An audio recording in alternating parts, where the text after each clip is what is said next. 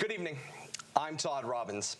I'll ask your indulgence in the spirit of CBS legendary news reporter Edward R. Murrow, as you'll permit me to read so that I may say exactly what I mean to say as we open this evening. The next few moments are that of an editorial, an opinion of this broadcaster that does not reflect on Leominster TV or any member of its staff or this broadcast other than myself. Tonight we'll broadcast from a new Election Central in Studio A at Leominster TV headquarters. Why, you may ask? Have we departed from the tradition of the setup anchored from the City Council chambers at City Hall? Why is the City Clerk not reading the results publicly, ward by ward? This is a conversation that began in August, one that, although responded to politely, was unyielding. What we know about tonight, we know second or third hand. Of that we do know, no live ongoing results will be provided. Instead, the clerk had been reported to have said, quote, "Votes will be tallied in my office. When I'm satisfied with the counts, I will emerge and report the winners." Votes will be tallied in my office. When I'm satisfied with the counts, I will emerge and report the winners. This flies entirely in the face of the open and transparent democratic process that my education at Leominster High School and Syracuse University has formed me to believe in. Members of this very broadcast have tried unsuccessfully to contact the city clerk for information relative to archived results and early voting totals. No response has been directly provided from the city clerk.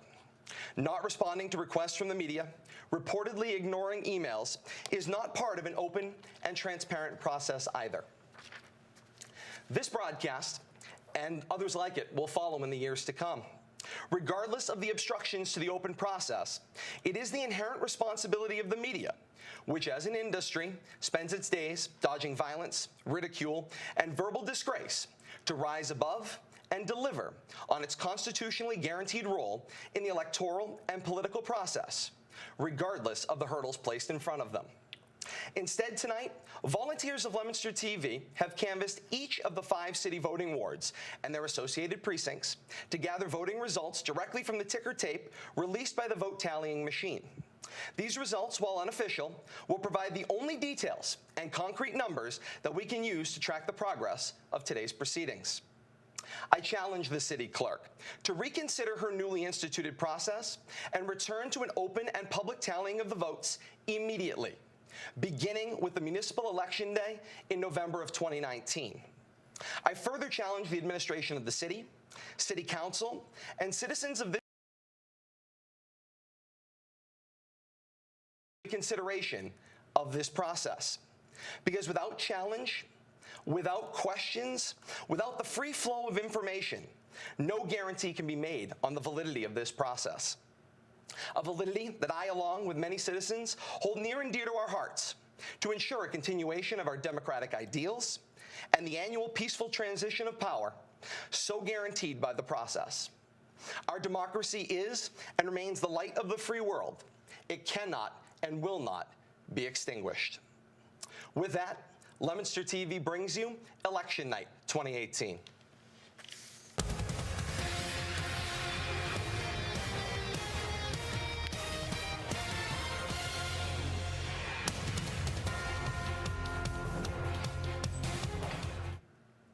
From Leominster TV's election headquarters, I am Todd Robbins, joined by Kate Robbins as we welcome you to our 2018 election headquarters for midterm 2018. Been a fantastic evening, participation all across the country.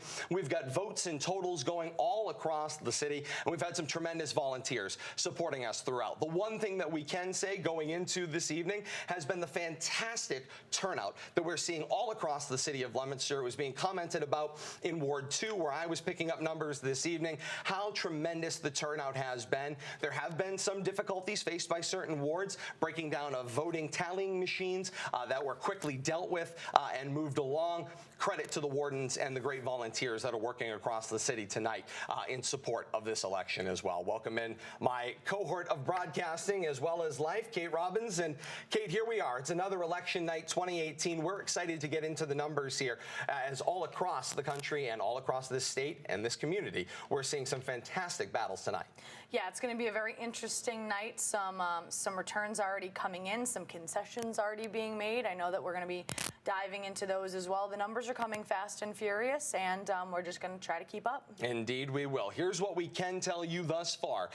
The vote totals that you will see throughout the evening, they are unofficial. They are from the unofficial ticker tapes that were printed out at 8 o'clock or somewhere around 8 o'clock. Took about 10 minutes or so in Ward 2 to get those printed out for all 3 of the associated precincts. But you are going to get the vote tallies directly from the ticker tapes that were posted unofficially at each of the polling locations for each of the precincts. No time to waste. It's 7 minutes past 9 here in the city of Leominster. And Kate, we're ready for our first set of results. We will go to the results for Ward 4, and we'll begin with Precinct A. We certainly will. All right, Ward 4, Precinct A, Elizabeth Warren, Senator in Congress. Ward 4, Precinct A got 607 votes. Her Republican challenger, Jeff Deal, got 663. Shiva Ayyadurai with 46. 3 write-ins in Ward 4, Precinct A. The governor and lieutenant governor's race, Baker and Polito in Ward 4, Precinct A, 1,078 votes. Gonzalez-Palfrey, the Democratic challengers, 216 votes and 10 write-ins. Ward 4, Precinct A for Attorney General, incumbent Maura Healey, 771 votes.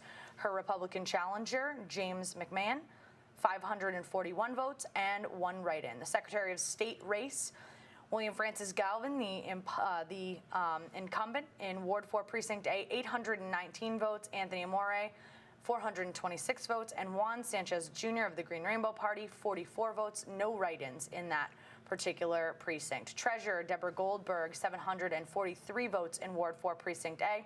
Kiko Oral, 483 votes in Ward 4 Precinct A, and Jamie Guerin of the Green Rainbow Party, 37 votes, 1 write-in in that race. Auditor Suzanne Bump with 637 votes. Her challenger, Republican candidate Helen Brady, 545 votes. Daniel Fisher, 44 votes. Edward Stamus, 22 votes and 2 write-ins. Representative in Congress James McGovern, the Democratic incumbent, Ward 4 Precinct A, 766 votes.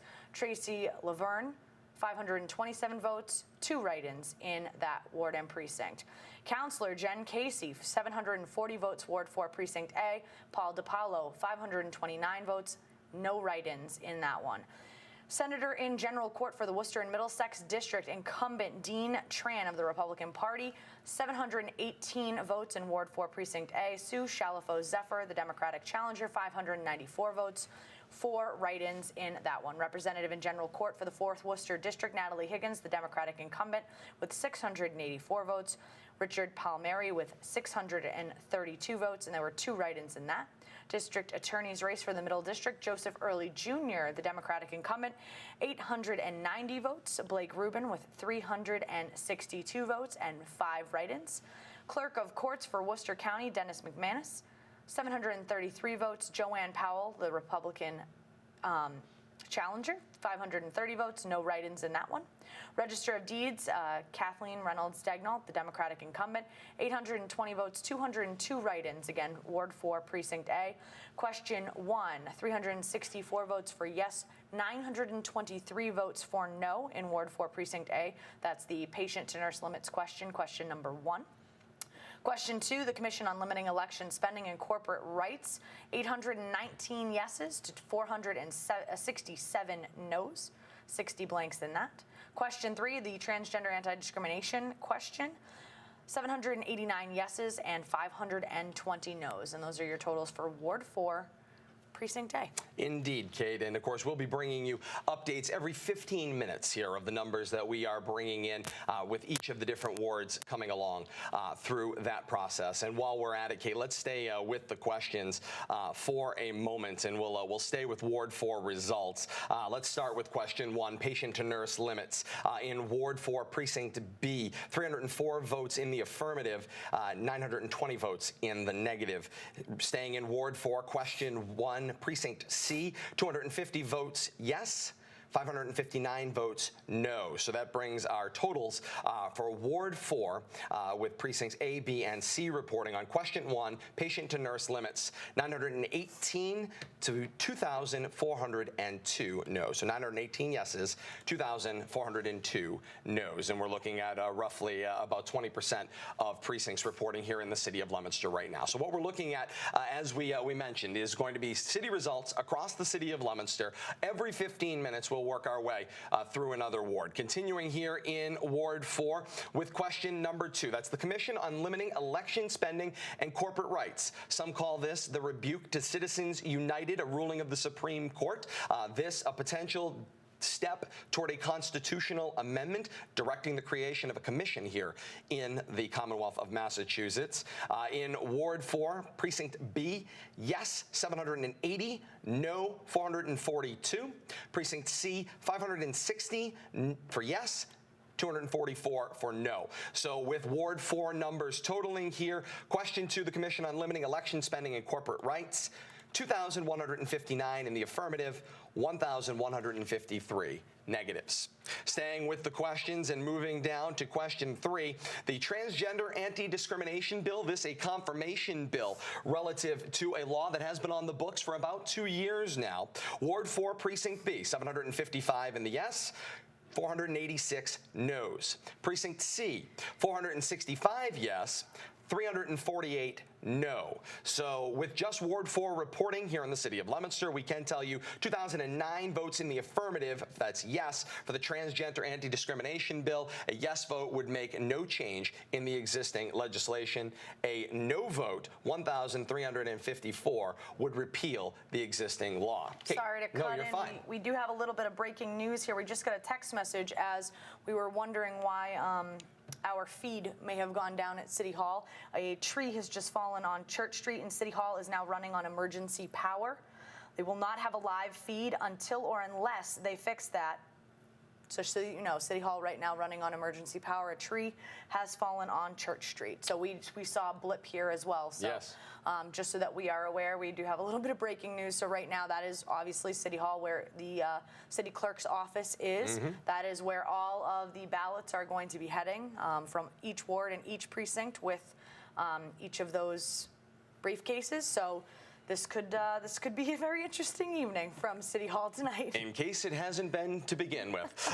So tonight, what we can report is there is a tree down on Church Street in the vicinity of City Hall. City Hall's power has been taken offline. City Hall is operating on emergency power.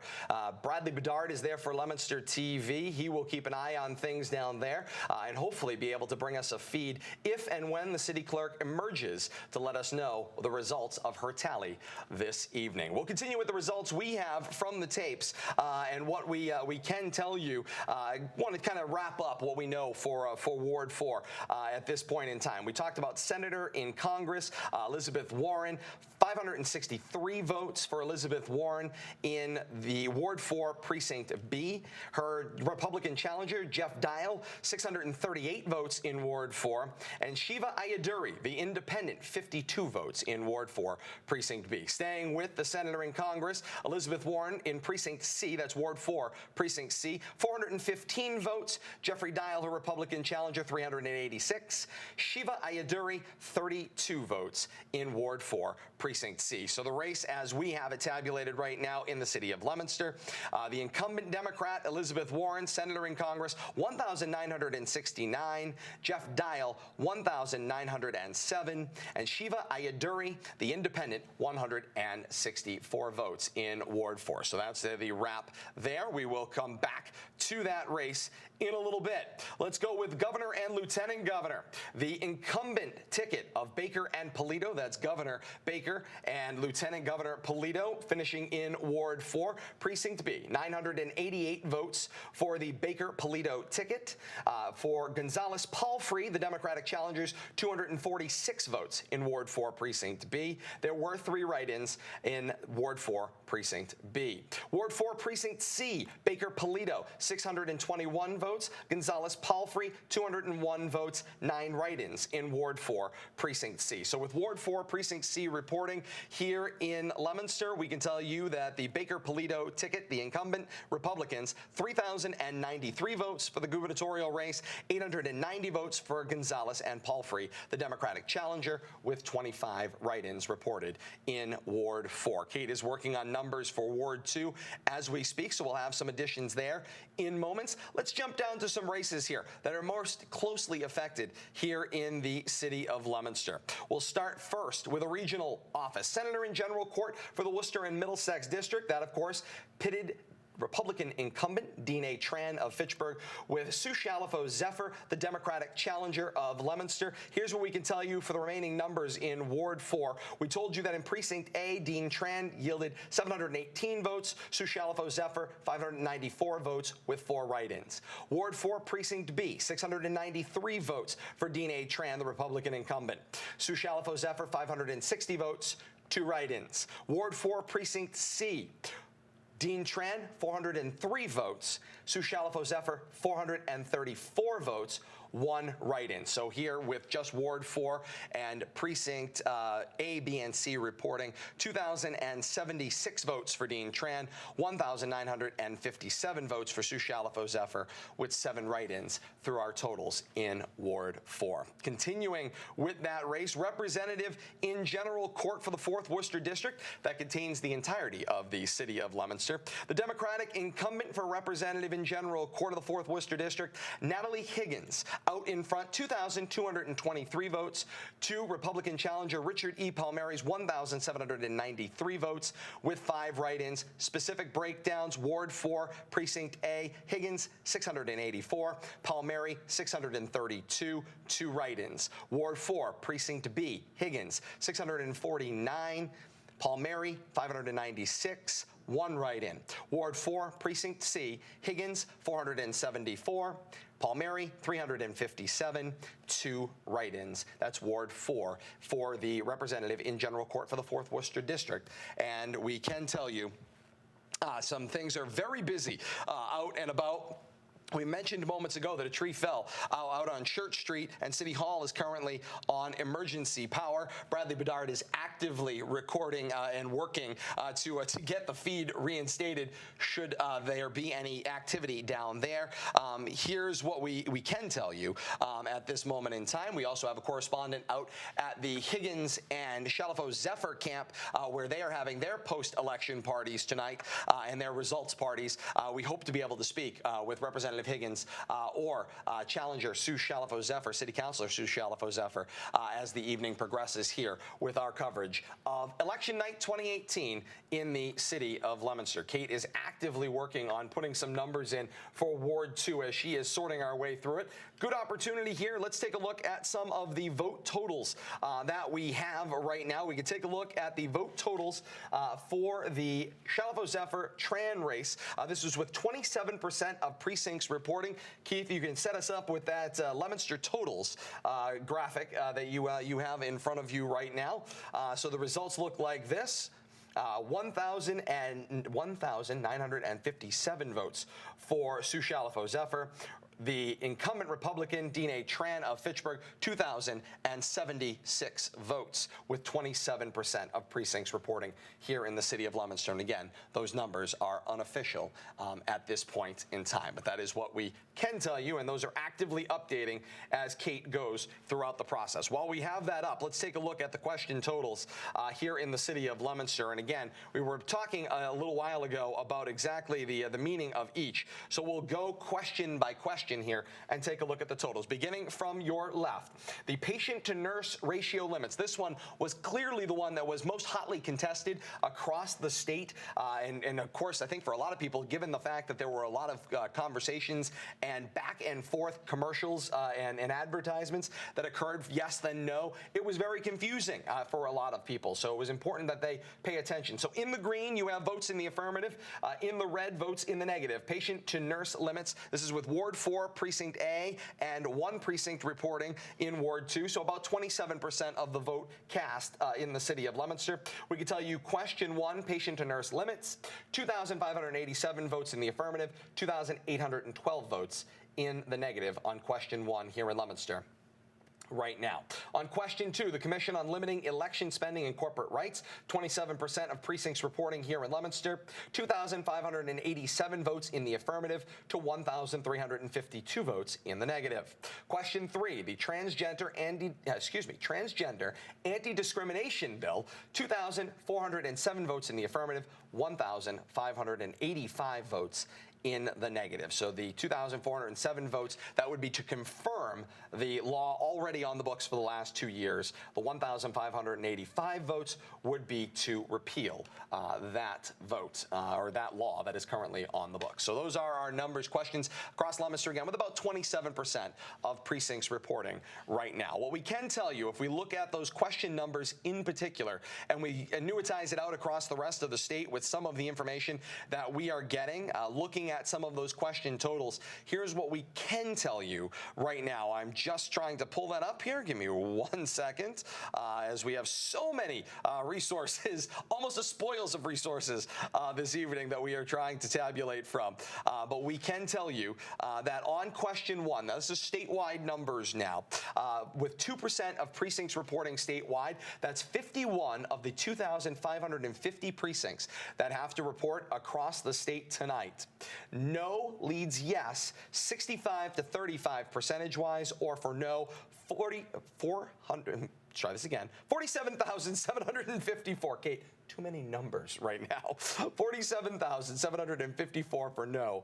Yes on question 1, 26,191 votes. 65-35 no over yes on question 1 right now. 2% of precincts reporting across the Commonwealth tonight.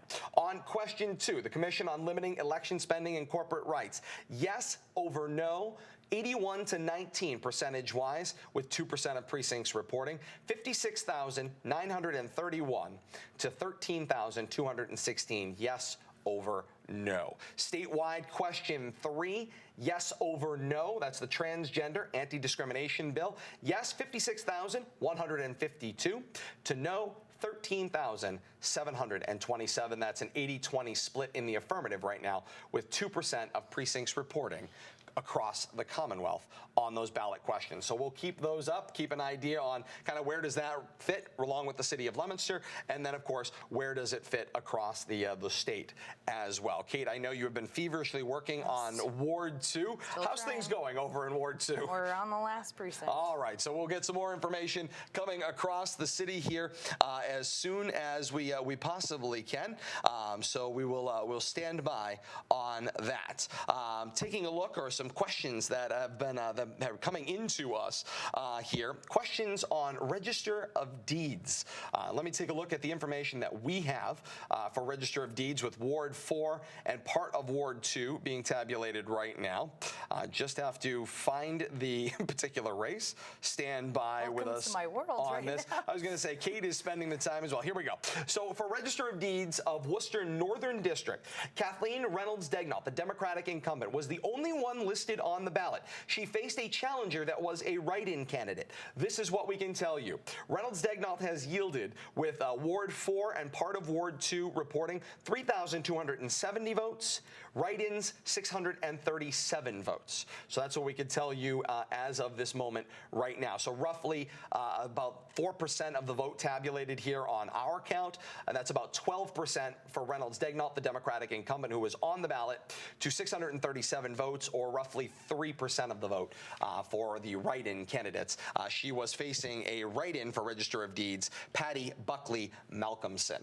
So that information, again, is tabulated. And of course, as we say every time we have write-ins, remember, when there is a write-in tabulated in any race, if the write-in box is filled in, those ballots actually kick out into a separate pool that have to be hand tabulated. So all we can tell you is the tickets record 637 write-ins in this particular case. But how many of those write-ins are for the declared write-in candidate of Patty Buckley Malcolmson?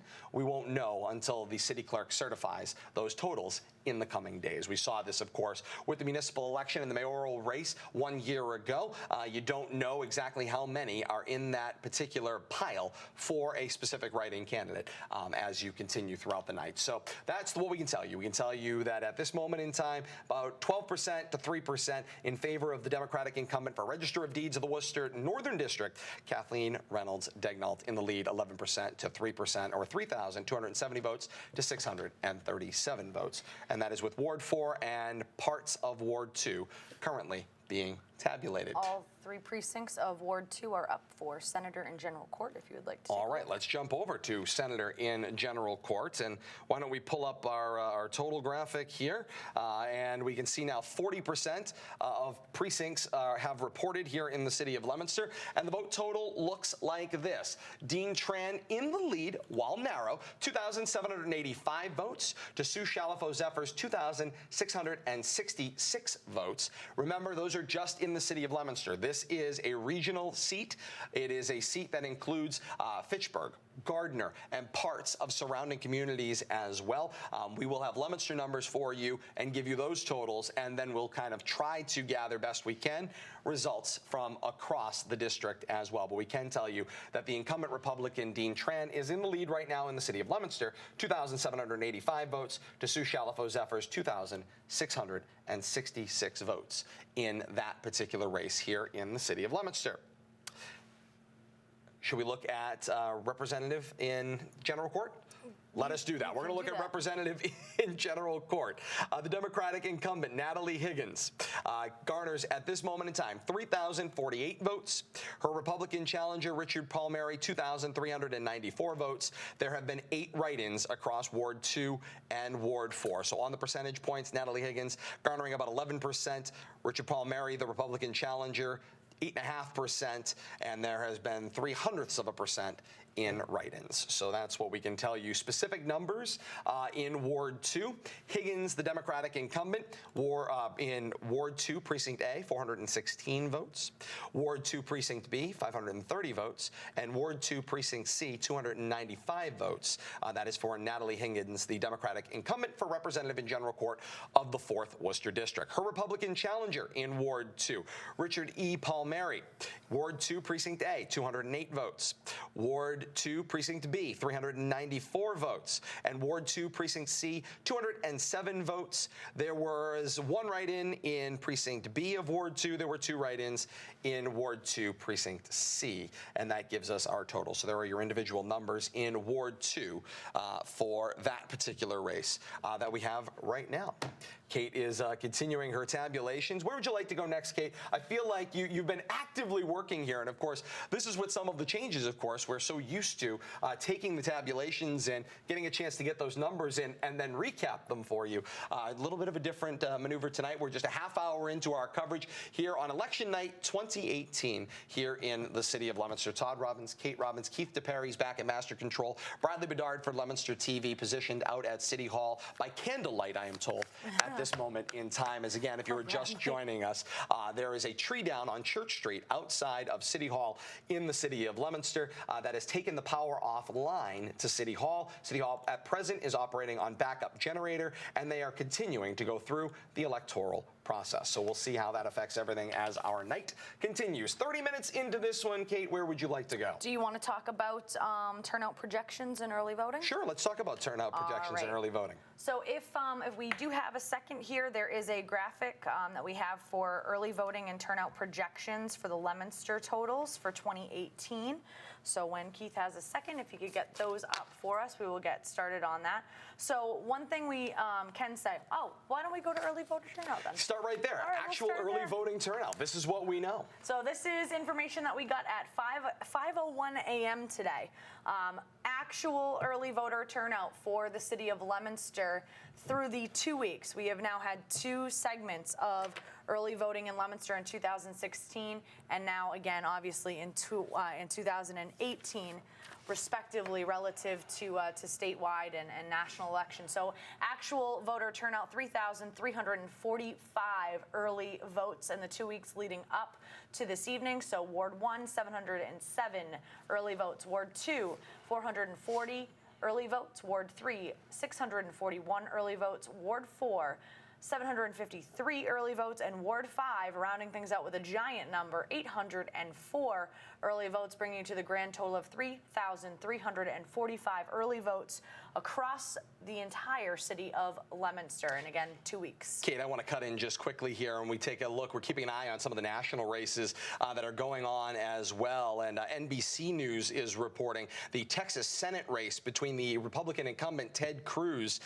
and his Democratic challenger Beto O'Rourke is too early to call at this point. And this one is wildly close. Percentage-wise, they are in a dead heat, 49.7% aside for a Republican who seemed like he was firmly in the affirmative in that not but maybe 6 months ago, and perhaps would not be challenged. But here's what we can tell you right now nationally. Texas Senate race, Ted Cruz and Democratic challenger Beto O'Rourke are in a dead heat statistically, 49.7% apiece at this point in time. And that's, of course, a report from NBC News off of Twitter this evening.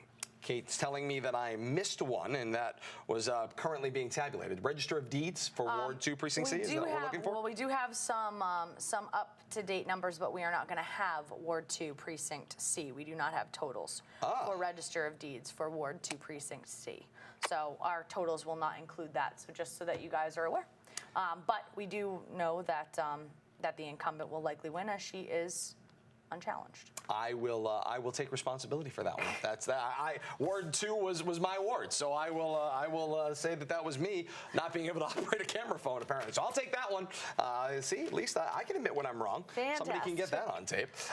So doesn't happen it doesn't happen often. Record it while you got it. All right. No, so that is unfortunate. But Kate, thank you for updating us on that one. Races that we have going on right now, of course, there are some races that have been called. And as Kate continues to update those numbers, Kate, why don't you do this? Let's input the numbers for the senator in Congress and governor and lieutenant governor across the city of Leominster tonight, as those races are heading toward a call or have been called already. So let's get the Leominster numbers updated and then be able to make the calls on those races following with our statewide counterparts who are continuing as well. Is that going to present a bit of a challenge? We love a good challenge here on election night as well. Here's what we can tell you statewide. Speaking of those specific races, Charlie Baker, your Republican incumbent governor, 53,710 votes, or 56% of the vote right now, with 3% of precincts reporting. Democratic challenger Jay Gonzalez, 42,810 votes, or 44% of the vote, with 3% of the vote recorded at this point in time. Continuing down that list as I try to. How far down would you like me to go? Just those two races? Those two races, if you wouldn't mind. All righty. All right. And we'll continue with some of these statewide races that we are looking at for the U.S. Senate. Incumbent Democrat Elizabeth Warren, 69,673 votes, or 71% of the vote right now. Her Republican challenger Jeff Dial, 24,882 votes, or 26% of the votes. Shiva Ayyadurai, the independent challenger, 2,936 votes, or roughly 3% of the vote, with 3% of precincts reporting right now. And so those are the statewide numbers in those two races. One, of course, for the corner office on Beacon Hill, the other for the office of senator from Massachusetts. So we are keeping an eye on that. We're going to update those Leominster numbers for you. We have them across the city. We're going to get you the final numbers and then get you the call on those races as our statewide counterparts are starting to feel confident that they can make calls in those races right now as WCVB has moved forward on both of those races. We'll get you that information just as soon as we total up the city of Leominster totals right now. Let's take a look at an update here for Senator in General Court. Again, that update from the city of Leominster, 40% of precincts reporting, 2,785 votes for the Republican incumbent Dean Tran. The Democratic challenger from the city of Leominster, Sue Shalafo-Zephyr, 2,666 votes. Again, those are just in the city of Leominster, and they are unofficial. But those are the information that we have right now, 40% of precincts reporting here in Leominster in that race. Right now, across the district, no numbers available.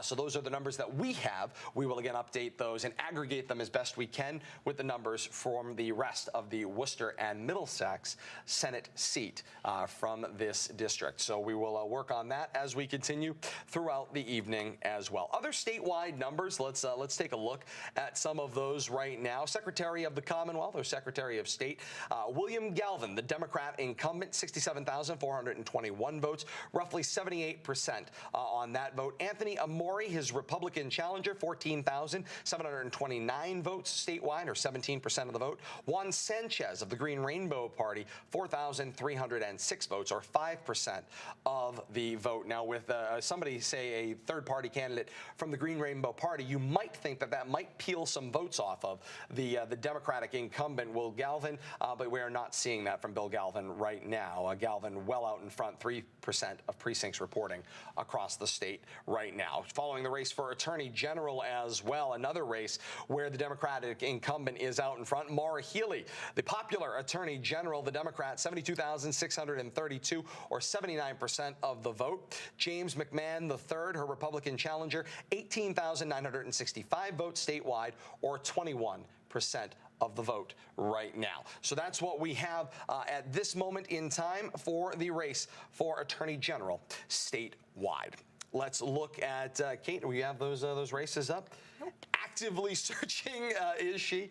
We'll give you a little update on what Kate is looking at right now while we're at it, so you have a bit of an understanding. As we told you right off the top, 5 volunteers strewn out across the different precincts in the 5 voting wards here and all of the associated precincts. Took photos. Roughly, it took about 6 photos per tape. If you figure there's 3 precincts per ward, that's 15 precincts across the city. So you've got 6 times 15, roughly, and it's that many photos that Kate is sorting through to try to find the specific races and then tally them up. So she's doing a fantastic job of getting those to her. And of course, it's live television. No time for us to find out. We're going to communicate on the fly.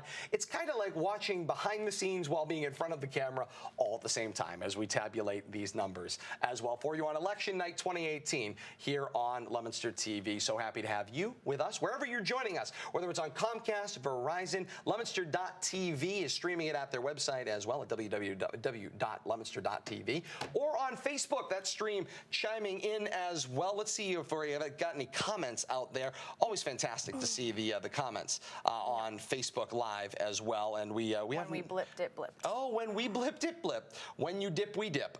So that's how it goes. We did have a nice comment from well, we've got some updates. Ron Gerard was checking in, saying hello. Don Creed says hi to John Piccone, and Rick Marchand was looking for an update on the Senate race throughout the district, and that was about 12 minutes ago. Rick, we are actively working on trying to get those numbers across the district as best we can this evening. Hopefully we'll be able to see some of those numbers and kind of put this into context. Where does the city of Leominster fit, and how far does that race move forward at this point in time? So we will continue with our conversation here. Kate is finalizing the numbers for the 2 races that are the high-ticket items across the state tonight. First, of course, the governor's race. Charlie Baker is out in front, and some of our, again, statewide media starting to make maneuvers forward to make a claim on their position on that race, as they are with the United States Senate race featuring Democratic incumbent Elizabeth Warren.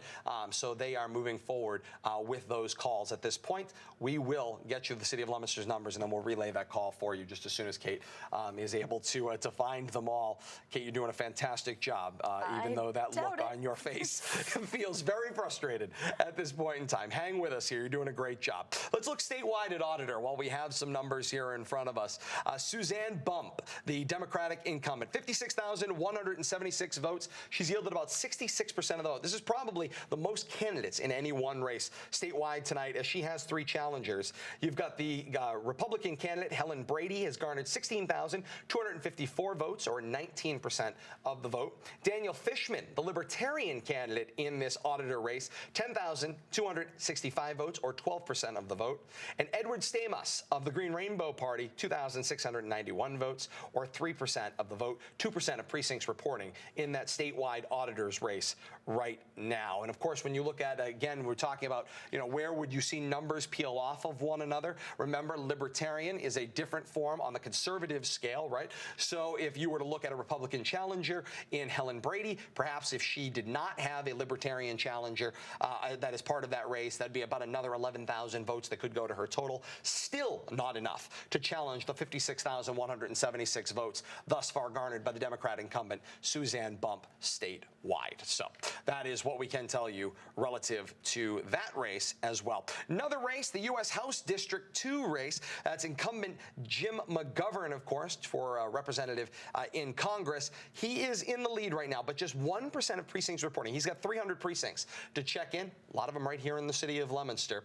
Jim McGovern, 3,563 votes, 65% of the votes. Tracy Laverne, Republican challenger, 1,946 votes, so 65-35 split right now. We'll get more details on that race and how Leominster fits in on that as we continue throughout the evening Senator as well. in Congress is ready. All right, Kate is ready for us to take a look at Senator in Congress.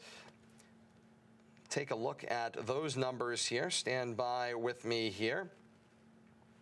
Keith, if you want to bring up net one, you'll take a look at those total numbers now, and we will actually see Governor pop up as well. They are a little small, so bear with us. They weren't necessarily meant to be on screen, but you kind of get the sense of the numbers that we are looking at here. Hang on, let's see if I can help us out a little bit here. All right, now we're getting somewhere. Here we go. So let's move right across the dial here for Senator in Congress.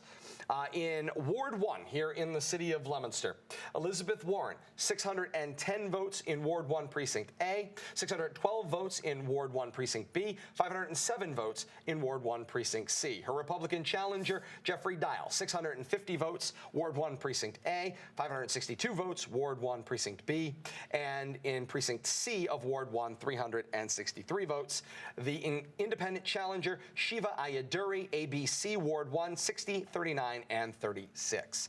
We've talked a bit about Ward 2. You take a look at those numbers. We'll move on to Ward 3 in this race, and let's see what we have there. So for Elizabeth Warren, in Ward 3, precincts A, B, and C, 448 votes, 592 votes, and 641 votes in that top line.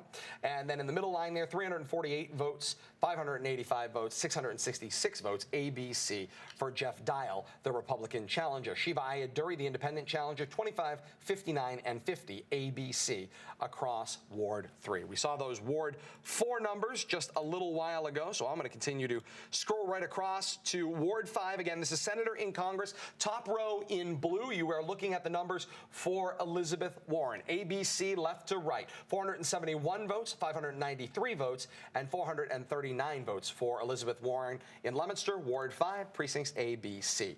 For Jeffrey Dial, the Republican challenger, 370 votes in A, 551 votes in B, 306 votes in C. Shiva Ayaduri, the independent, 47, 39, 36, ABC with votes there. There was a handful of write-ins. So we can take a look at those totals now. Again, you're looking at the totals just for Leominster in the Senator in Congress race with Elizabeth Warren, the Democratic incumbent, and Jeffrey Dial, her Republican challenger. You can see now in Leominster, unofficially, we can tell you that Elizabeth Warren has garnered 7,635 votes. Jeffrey Dial, 6,919 votes. Shiva Ayaduri, the independent challenger, 629 votes.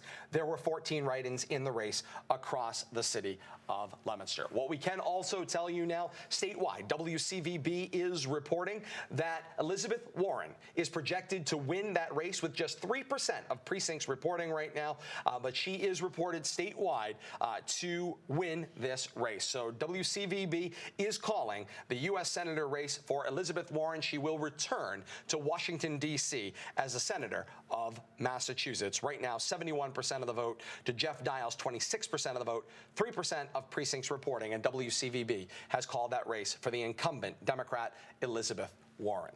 Let's continue with our races across the city of Leominster, and we will move down now to governor in this particular race.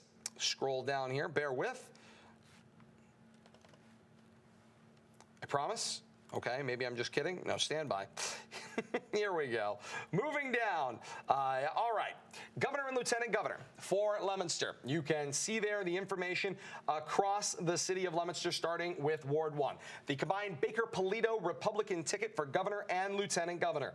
In Ward 1, ABC, for Baker-Polito, 994, 947, that's 641 in C. The Democratic challengers of Jay Gonzalez and Paul Free. The Democrats, ABC, 298, 255, 238, write-ins 7, 6, and 5 across Ward 1, precincts A, B, C for governor in Massachusetts for Leominster. We talked about Ward 2 a little while ago. Let's take a look at Ward 3. These are new numbers in from Kate. 597, 973, 1,043 for the combined Baker-Polito ticket. For the Gonzalez-Palfrey ticket, 206, 236, 290 votes, A, B, C. For Ward 3, there was 15 write-ins in Ward 3 across the 3 precincts. Moving on past Ward 4, we saw those numbers a little earlier right off the top of our show. You'll see them on screen as I continue over to Ward 5. For Baker-Polito, 626, 898, 527 votes, A, B, C in Leominster tonight. In the ABC for their Democratic challenger, Gonzalez and Palfrey, 248, 263, 249, and there was 13 write-ins in Ward 5, spread out across A, B, and C at the numbers total. So here are the numbers that we can tell you unofficially across the city of Leominster tonight in the gubernatorial race. 11,347 votes, or 40% of the vote, cast for Baker-Polito.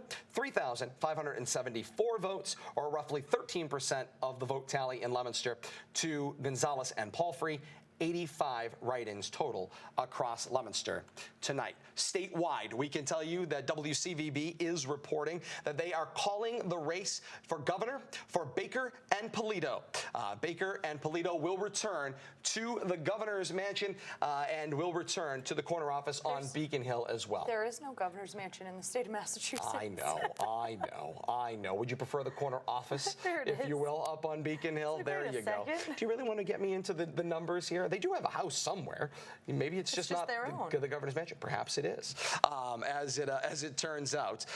Here's what we can tell you at this point in time. Update from City Hall right now. Bradley Bedard actively working on getting the electronics restored. He says at this time, electronics are not restored at City Hall as far as Leominster TV is concerned. They are running on backup generators, and we do hope that that should information become available from the city clerk's office, Bradley is going to reach out to us by telephone, and we will get the city clerk via phone as we continue throughout the night. 48 minutes into our broadcast, and we can tell you tonight that WCVB is reporting that Charlie Baker will retain the governor's office here in Massachusetts. Statewide, right now, he's got 56% of the vote to Jay Gonzalez's 44% of the vote, with 3% of precincts reporting, and WCVB is confident enough to make a call for Charlie Baker and his Lieutenant Governor Polito as well this evening. You have updates on State Senate. All right, let's move on to State Senate. I'm going to have to manipulate my map here a little bit. Stay with. All right, let's take a look at those updates, and we will go specific precinct by precinct, but let's get the totals right now first. Right now, across Leominster, 53% of precincts reporting. Dean Tran has nosed his lead ahead just a little bit in Leominster. 4,104 votes for Dean Tran, the Republican incumbent, to Sue Shalafo Zephyrs, 3,874 votes. 53% of precincts reporting unofficially here across Leominster tonight. We'll look at some precinct by precinct numbers as Kate will continue to populate those as we continue this evening. A race that we got asked about earlier, and so I want to make sure that we keep abreast of that race as we continue to add numbers here. We will find the race for Register of Deeds. It featured Kathleen Reynolds-Degnault, the incumbent, the only one listed on the ballot against a challenger of a write-in in Patty Malcolmson, Patty Buckley Malcolmson, that is. And I'm going to try to get those numbers up for us to take a a scan at this point in time. Hang with These as numbers we will be continue. a bit incomplete, however. Yes, they will be incomplete, as we said, due to a clerical error by yours truly. But as we continue, Let him live that one yeah, down, you're definitely everybody. not going to let me live that one down. But let's continue on. Update on Register of Deeds for Worcester, the Northern District. Kathleen Reynolds-Dagnall looking at her numbers right now with wards 4 and 2 reporting, 2 again partial, as we will not be able to get any more information on that at this point in time. But here's what we could see is a partial Ward 1. You can see in Ward 1, Precinct A, Reynolds-Dagnall, 858 votes. In Ward 1, Precinct B, the all too consistent 848 votes. And if Precinct C turned out to be 868 or 838, that would be all too fitting. As we continue to get those numbers in, there were a handful of write-ins, more so than you would expect. Obviously, with this write-in candidate, 147 in Ward 1 Precinct A, 100 votes for write-ins in Ward 1 Precinct B, as we continue to populate those numbers for the Register of Deeds race. So the totals right now look like this. For Kathleen Reynolds-Dagnall, just about 5,000, 4,976 votes cast in her favor, 971 votes for a combined write-ins, with about a handful of precincts reporting. Looks like about 47% of precincts have been tabulated by Kate in that race right now. So that's where we are at on that. Why don't we take an update whilst we are continuing our way through coverage? Let's talk a little bit about these questions that are up for grabs across the state tonight. We'll take a look first at the tabulation of questions across Leominster this evening, and then we will look at how things stand statewide on these ballot initiatives, the citizen ballot questions that were put forth. So here's what they look like right now. Question 1, again, that was patient to nurse limits. Green, remember, is in the affirmative or yes. Red's in the negative. Across Leominster, with the precincts reporting, about half reporting at this moment in time on question 1. Yes, 5,226 votes. No, 5,561 votes. So no, slightly ahead of yes across Leominster at this moment in time. Question 2, the Commission on Limiting Election Spending and Corporate Rights. This would be to direct, again, the state to form a committee in support of a constitutional amendment to limit election spending and corporate rights. Yes, out ahead of no, 5,226 to 2,582. On to question 3. Again, these numbers, about 50% reporting across Leominster. The Transgender Anti-Discrimination Bill. And again, this was to confirm a law that is already in existence on the books and or to repeal it. So a vote in the affirmative, a yes vote, would be a vote to affirm the law. A no vote in this case would be a vote to direct the legislature to repeal the law. 4,842 votes in the affirmative for the Transgender Anti-Discrimination Bill. 3,072 votes across Leominster as a no vote right there, now. Though. Kate's telling me to hang right here as we're going to see some additional numbers here. More questions, more numbers. You see them modifying just slightly here as she is actively putting those numbers in. Yay. All right, so those numbers good to go now. As we're watching them actively tabulate here, questions 1 and question 2, you can see the slight differentials. As you can see, the lead on no over yes on question 1, the patient to nurse limits. So a no vote in this circumstance would leave the present system in place. That would make no change to existing laws. A yes vote would enact the very specific limits that were part of the explanation that were put forth as part of this bill. So again, 6,141 votes no, 5,824 votes yes, a little over 50% votes tallied now in Leominster right now. Question 2, the Commission on Limiting Election Spending and Corporate Rights. You can see yes pulling way out in front of no to direct the legislature to form a commission to explore a constitutional amendment nationally, or to join up with a constitutional amendment nationally. 5,000, almost 6,000 votes, 5,824 votes to 2,868 votes there. And then to question 3, the Transgender Anti-Discrimination Bill, yes over no by almost 2,000 votes in that race right now. And so that's what we can tell you with those across Leominster tonight. Let's see where that kind of lines up across the state this evening. Question 1, no out ahead of yes with 2% of precincts reporting. That's 47,754 no's to 26,191 yes.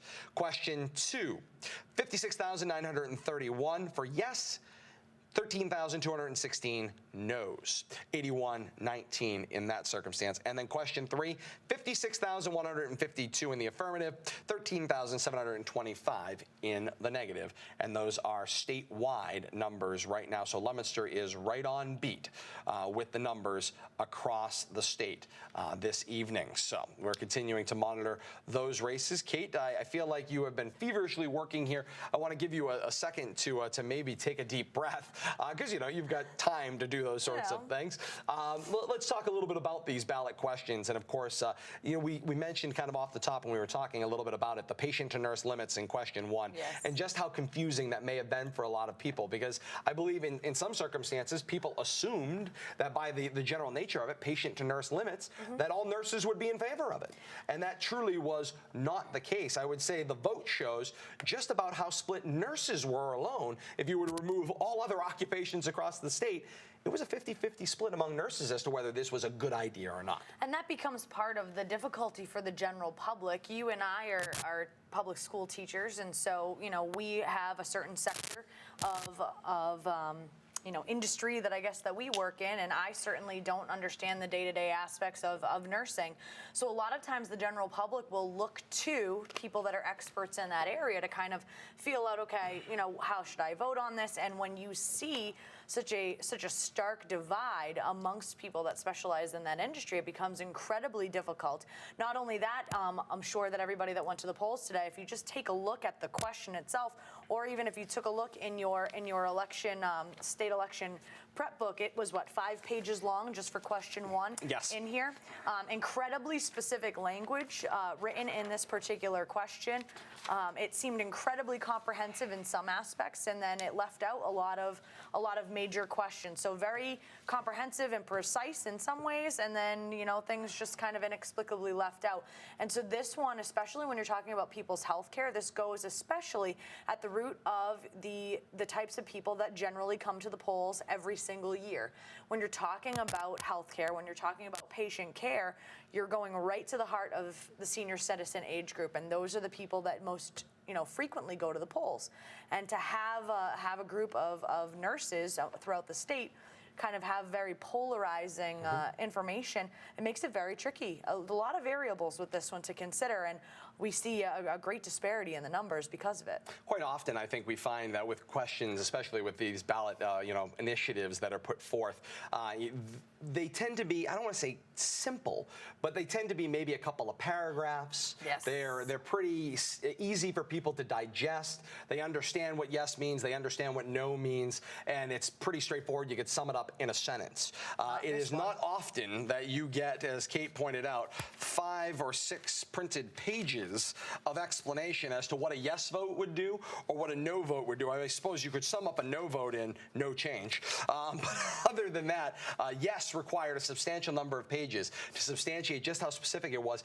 It felt very much like a full-on legislation. Yes. I would think that, having not spent not one moment serving in elected office, if I was in the state legislature, this would be the specificity I would expect, if not more specificity in a bill. To have this kind of specificity in a citizen's petition, very, very difficult, I think, for a lot of people to digest maybe initially. But a credit to people who are doing their due diligence. I found that as I had conversations, with people, whether it was my students in Watertown, whether it was folks in the community, some who are politically active, others who are not typically politically active, people were truly wrestling with this question. And it is evident when you look at these numbers just how much they were wrestling with them and trying to resolve what might be the right thing, trying to look beyond the rancor and the one commercial right after another, after another, after another. I think there was a sequence where I saw 4 in a row, and it was like no yes, or some combination thereof. And to try to sort through all of that, I give people a lot of credit. credit for going through that process and really trying to do their due diligence to understand this patient-to-nurse limits bill. A credit to all of us who went to the polls and really tried to go through that process as well. Kate, you look like you are ready for me to take a look at some numbers. If you want to take a look, through 67% of all tabulations for most of our statewide elections. So, all right, let me start with the Leominster totals in the race for senator in general court. We have 67% of precincts reporting, and we can tell you right now that in the city of Leominster, unofficially, trans lead. It is slight, but it is a lead. It is 4,894 for the Republican incumbent, Dean Tran, to the Democrat Sue Shalafo Zephyr's 4,000. In time. Bear with us as we too are experiencing some power blips, this evening. Is anybody under the guise that perhaps somebody's got to check into this, right? Like somebody's going to be checking out. I'm not sitting on anything that's combustible, am I? We're still streaming now. We're still streaming. We appreciate all of you staying with us throughout the night as Leominster TV is your home for election night 2018 all across the city and across the state this evening as well. Todd Robbins, Kate Robbins here with us. Keith DePerry's back at Master Control, pushing the buttons and making the magic happen. And Bradley Bedard is on the scene at City Hall and is keeping an eye on a tree that was down on Church Street that took out power to City Hall for a period of time, put City Hall on a backup generator. Bradley is also attempting to restore the electrical devices of Leominster TV there so that we could perhaps have broadcast video from City Hall should the city clerk come forward to a camera and present her results and tabulations this evening. If not, we do hope to have her by telephone. So we had that pretty much right off the top. That tree came down just about 9 o'clock when we were going on the air here for our coverage this evening as well. I know that we just took a look at the senator and general court numbers, and understandably, we have just the Leominster numbers right now. Once I'm done tabulating all of our information, we'll go out into the Twitter sphere and see if we can find some of the other municipalities. Yeah, let me see if I can do that. But it's important to note, if you harken back, we had the special election on December 5th of 2017. And Sue Shalafo Zephyr had kind of a split vote going up against 3 other contenders in that one, of course, Dean Tran. And then the most notable one was Claire Frieda coming in as an unenrolled candidate, but also someone from Leominster. So presumably that Leominster vote in 2017 was split. So very interesting right now that the race in Leominster is so close between Shalafo Zephyr and Tran, because this is her home municipality. We have not gotten numbers from Fitchburg or Gardner, which tends to be a little bit more conservative in its voting, or any of the other municipalities. But the fact that the race is so close here in Leominster is kind of an interesting note, especially considering how well Shalafo Zephyr did here in 2017 for the special election, even though the Leominster vote was presumably split with Claire Frieda. Todd's having Kate, fun. I'm having so much fun trying to get star of the day right now. Trying to get some people involved here as well. Here, let me see if I can just turn this down, and we'll see what we can. Here we go. Let's see what we can find. This guy right here, star of the day. Not an I voted sticker. Oh, star of the day. Star of the day. Star of the day. Star of the day. Well, I want to thank so much some people checking in with us. Man, wow. I feel like I just have no idea what I'm doing at this moment in time. Kelly Rooney checking in, saying hello to us. I want to say hello to Elizabeth Wilson, saying that we make the Johnny Appleseed School proud. That's you. That's me. That's very nice. That's adorable. I do appreciate that as well. Katie Hernandez from New York City checking in with us. Leominster resident checking in with us as well, and some hellos from Joan DeBrule Chapman as well. Keep checking in with us. I'll keep bouncing off of this iPad, trying to see if I can find information for Put you the volume up, as well. Yeah, let's see how that goes. Yeah, that seemed to be working really well. As well. I'm going to try to see if we can get some more information on that Senate race as we continue throughout this evening as well, to see if we can yield some of that from these races as well. I'm going to try also, as I'm trying to juggle just so many things. Yeah, you're juggling a lot. Well, just keep entering those numbers, would you please? Hey, go take a picture for me. See how it goes. I can play that. I can play that for you again. All right, let's see what we can find. Numbers here. here. Races that Kate has been kind of filling in along the way. I see she's going. Senator in General Court is going to get an update right by precinct. now. Kate is going to update Senator in General Court. 73% of precincts. Now 73% of precincts tabulated on Kate's screen. So let's go to that now. Here's what we've got. That lead for Tran has expanded to about 200 votes. 73% of precincts reporting across Leominster tonight. Again, these numbers unofficial. Tran 5,553 votes to Sioux Chalifou Zephyrs 5,355 votes at this moment in time. So this an ultra close race in Leominster. Kate, you were referring to it just a little bit ago. Just how tight this race potentially could be, and just how difficult it's going to be across the region tonight.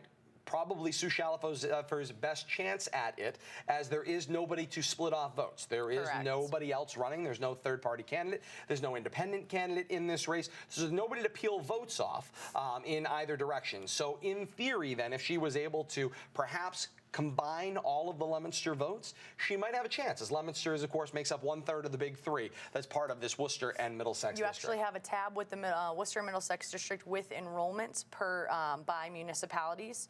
Over there on the enrollment tab, not the map tab, pardon me. If you go to the map tab, it will show you what the Worcester and Middlesex senatorial district looks like. It has all the municipalities. Take a look at that on Net 1, Keith. And their enrollments. There we go. All right. So, Kate referring to them there. We talked about Leominster being part of that big three, and it is the largest total number of votes that you have available to you at 28,256 enrolled voters. Fitchburg clocks in right behind at 25,668.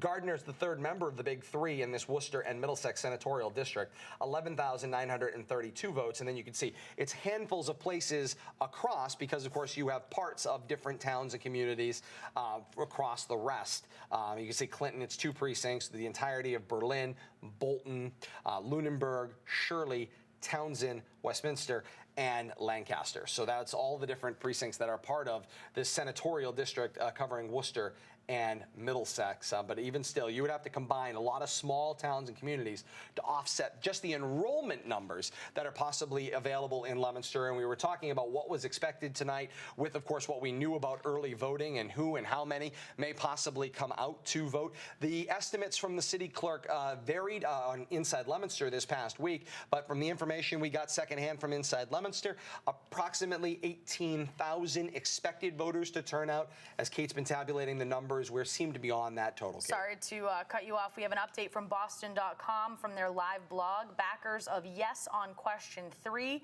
1 moment ago have declared victory. So yes on 3, that would be statewide, according to Boston.com, declaring victory for yes on 3.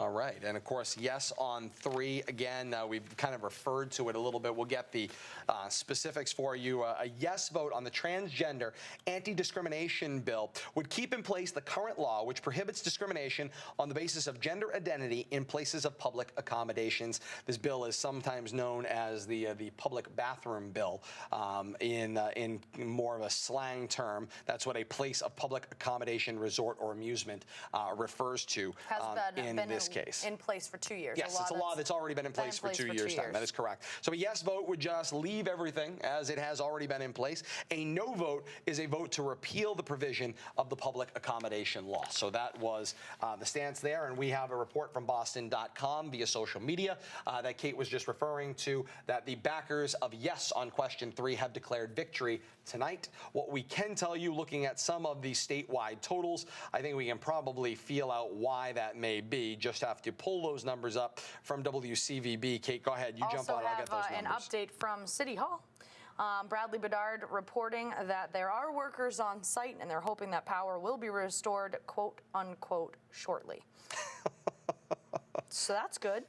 It's a positive so we got thought. That going for us. It's a positive thought as well. So here's the update on question 3. And with 24% of precincts reporting, it's pretty obvious as to why those backers of yes on 3 felt comfortable declaring victory at this point in time. Yes on 3 right now, 430,920 votes, or 68% of the 24% of precincts reporting right now across the Commonwealth. No, 199,284, or 32%. So 68 to 32%. 80% yes over no on question 3, with Boston.com reporting that yes on 3 backers are claiming victory on question 3 this evening. That would leave the public accommodation bill as written and passed by the legislature 2 years ago. Update on Senator in General Court. We're through wards 1, 2, 3, and 4. So we are at 80%. And let's take a look at those numbers now. 80% of precincts reporting. Dean Tran's lead gets a little narrower, 6,277 votes. Sue Shalafo Zephyr, 5,972 votes. Again, these are just in Leominster, under official results, but 80% of precincts reporting. Once Kate goes final with 100% of that vote total, I will go ward by ward, precinct by precinct with those numbers, so that you can see exactly how each broke down to get to those numbers across Leominster. But I know some people are curious as to how do those numbers break down in their specific voting ward and precinct. So we will go through those numbers, put them up for you so you can take a look at them. Luckily, they can and get a see feel them for them. as well. They can see them as well. So you can, we'll get to those just as soon as we get 100% of that vote total in Leominster, and then hopefully we'll begin to start to gather district totals from that race as well. Let's take a look at some of the other races that we've got working tonight. Of course, we've been talking a lot about Senator in General Court, but you also have a representative seat in General Court for the 4th Worcester District, and that is the Democratic incumbent Natalie Higgins right now, with 80% of precincts reporting over her Republican challenger Richard Palmieri. Right now, Natalie Higgins out in front by our unofficial totals, 6,782 votes to Palmieri's 5,393 votes, 13 write-ins, so 54 to 43 right now, with 80% of precincts reporting. Kate just has to tabulate Ward 5 tape totals. Again, those are not officials, but they are tape totals that we got from each polling place this evening. And we do know that Palmieri, he conceded probably, 40 minutes past around 9 o'clock. Yeah, it was around 9:10, 9:15 or so. It was somewhere that he has supposedly, again, this is according to reports, has made that phone call to the Democratic incumbent Natalie Higgins and conceded his challenge this evening. So we'll get those final tabulations here in Leominster. Remember, representative in General Court for the 4th Worcester District, 100% of Leominster is the entire 4th Worcester District, and that is all. So very easy to see those tabulations and what direction this race may be heading, although again close with the Republican challenger through 4 wards at this point in time. We'll get more detail on that as Kate continues to enter the data. And a marathon. It is a marathon. You'd never realize just how much, former City Clerk Lynn Bouchard actually gave us a bit of a break when she would go down and read the tape numbers as well, and give us a chance to kind of realign our coverage as well. 12 minutes past 10 on election night, November the 6th, 2018, here on Leominster TV. Todd Robbins with Kate Robbins. Keith DePerry is back pushing the buttons, making the magic happen for you this weekend, and Bradley Bedard is on electrical reporting and on the scene at City Hall, this evening for Leominster TV, and hopefully we'll be able to bring us the city clerk should there be anything to report before we clear the air this evening. That's no time soon, however, so I hope those of you, you've put on your jammies, you've gotten yourself some popcorn, and you are relaxing. We've got a lot more coverage for you as we continue throughout the evening as well. And hopefully once we get some more of these numbers in, we'll spend a little more time with some of the analysis of the coverage. I like typing for hours at end. I don't know about you. Let's talk about some other races that directly affect this particular region. Let's talk about district attorney and the race for the middle district, they call it.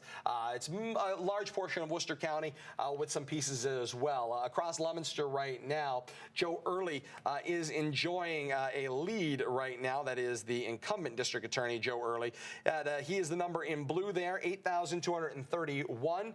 To the challengers, 3,482 votes, about 30% to 12%, with less than 1% in write-ins in that race. Blake J. Rubin, the independent challenger, has yielded the 3,482 votes again in Leominster alone. That middle district, much broader, includes quite a bit of Worcester County, but it appears, at least as Kate enters the final numbers here, that Joe Early will win Leominster this evening, and then he'll take those totals and join the rest of the middle district numbers in trying to reclaim his seat as district attorney for the middle district.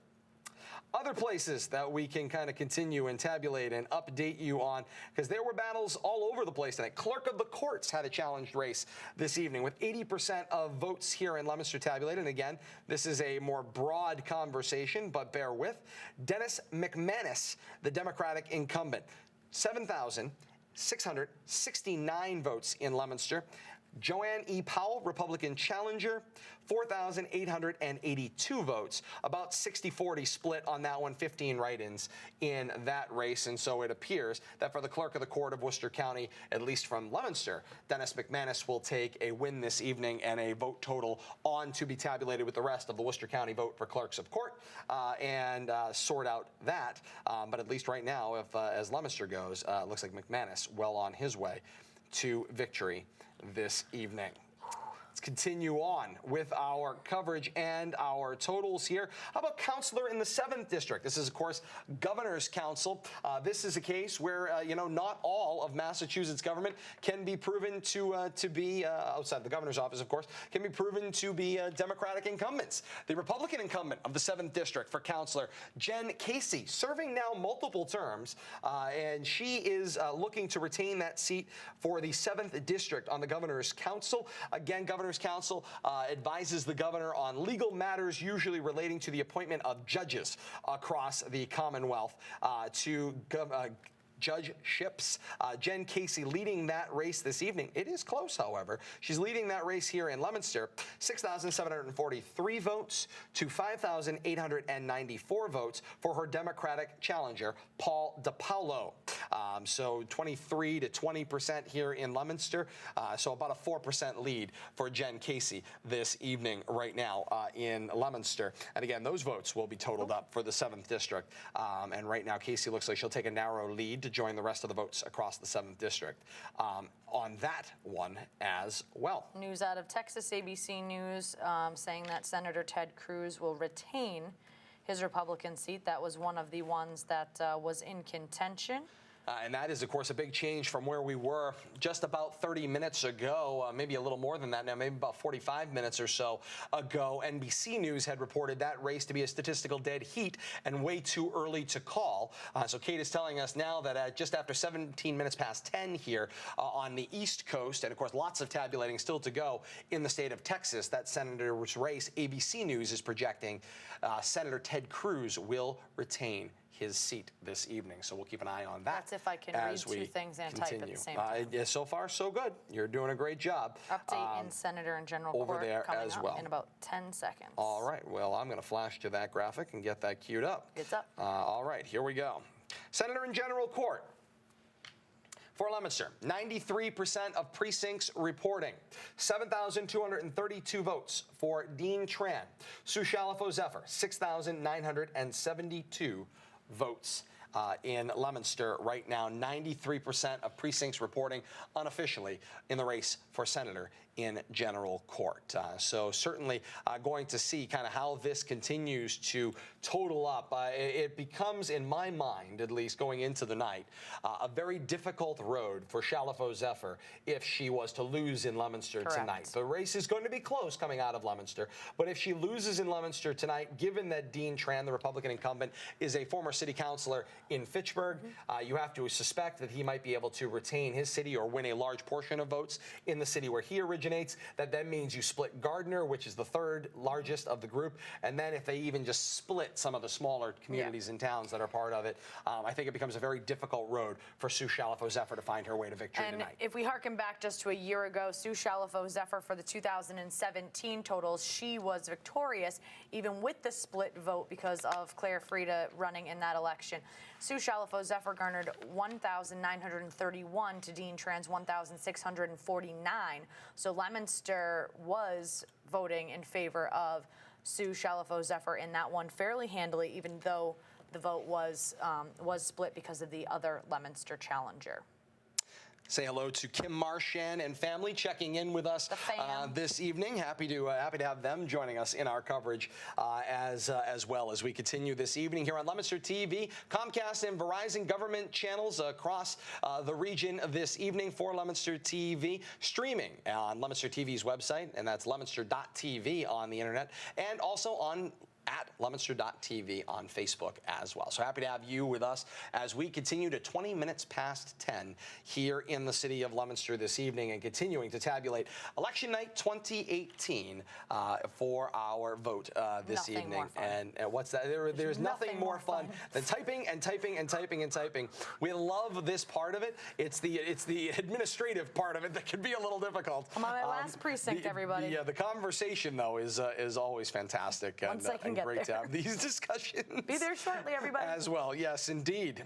We're accepting applications for the municipal election night 2019. For those of you that might want to become the third member of this broadcast team. So that I can type. Everything is better in threes. That, and you're going to have to go take pictures because clearly Todd's not capable of taking pictures. All right, one. I missed one. Nobody else missed one. I know. Not a single person. So leave it to me to be the one that would miss one this evening. Let's take a look as we continue down the tabulations this evening. Statewide numbers and what it is that we are kind of looking at. I'm trying to get an update to see what the Register of Deeds race looks like according to the statewide numbers. Let's see if I can get.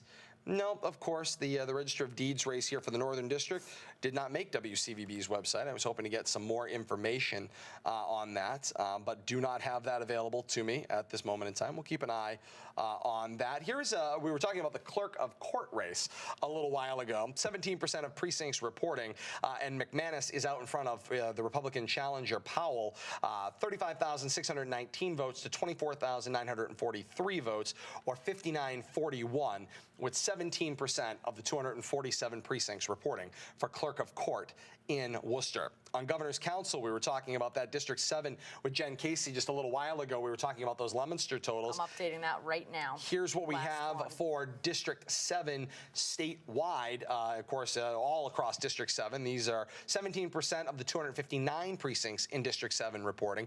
Jen Casey's lead, 56% to 44%, or 35,232. Over Paul DePaulo's 27,299 votes across District 7 right now.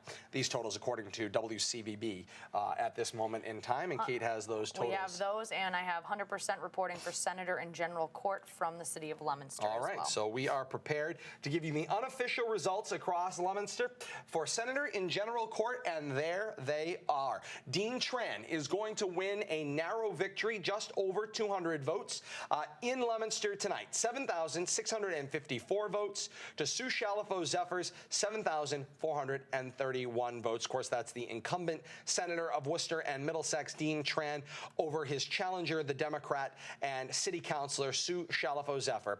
7,654 votes for Tran. Shalafo Zephyr, 7,431 votes. Unofficially, 100% of precincts reporting across Leominster this evening. So that is the tabulation as we have it across Leominster.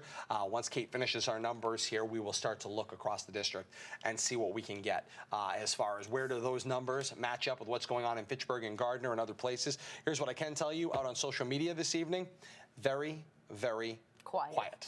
We love that, don't we? I've got more reports about closed Papagino's restaurants than I do right now about vote totals across the Twin Cities right now on Twitter. So, well, that did affect Fitchburg, however. Stay with us. It was incredibly important. It did, and it was, but just not what I expected to get more results of at this moment in time.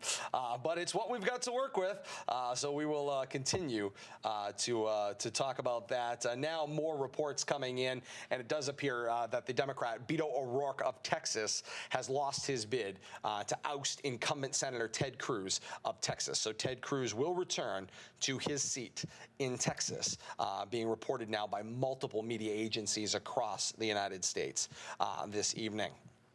And we have our 3 questions ready for you from Leominster, 100% of precincts reporting. All right, see what the breakdown is on those. Let's get those numbers up. Thank you for that.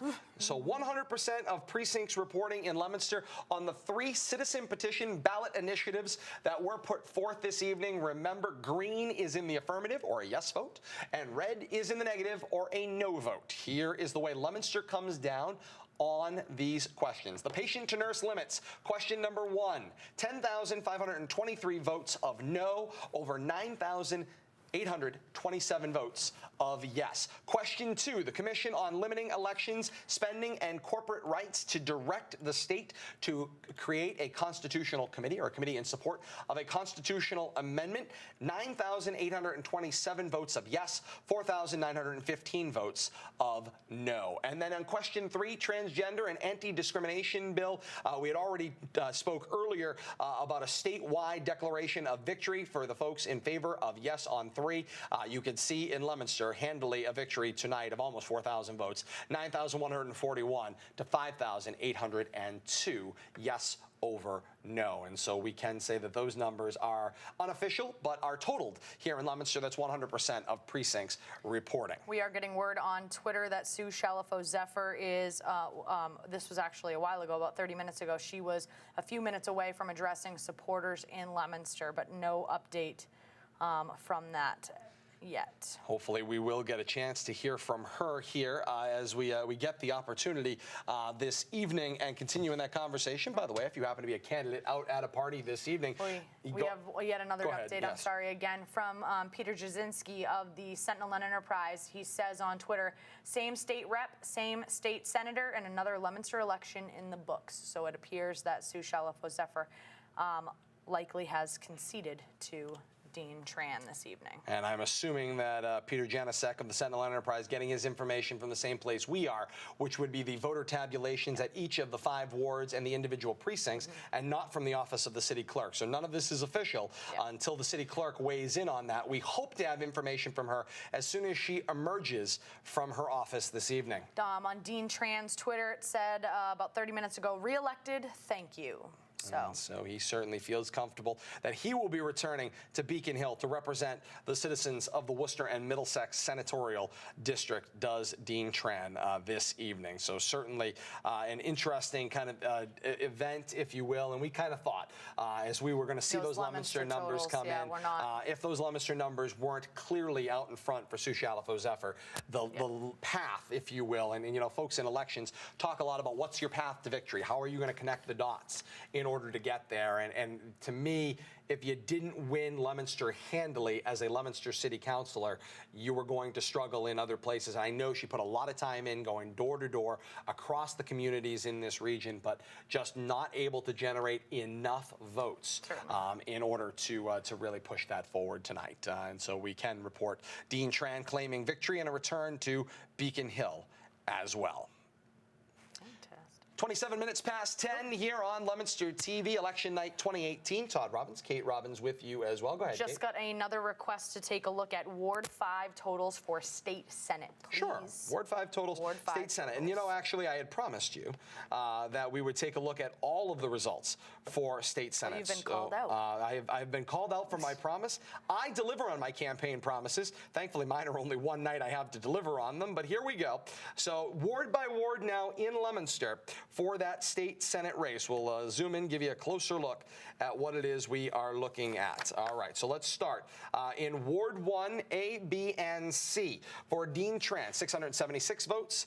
B, 643 votes. C, 398 votes. You can see Sue Shalafo-Zephyr's 637, 571, 490 ABC in Ward 1.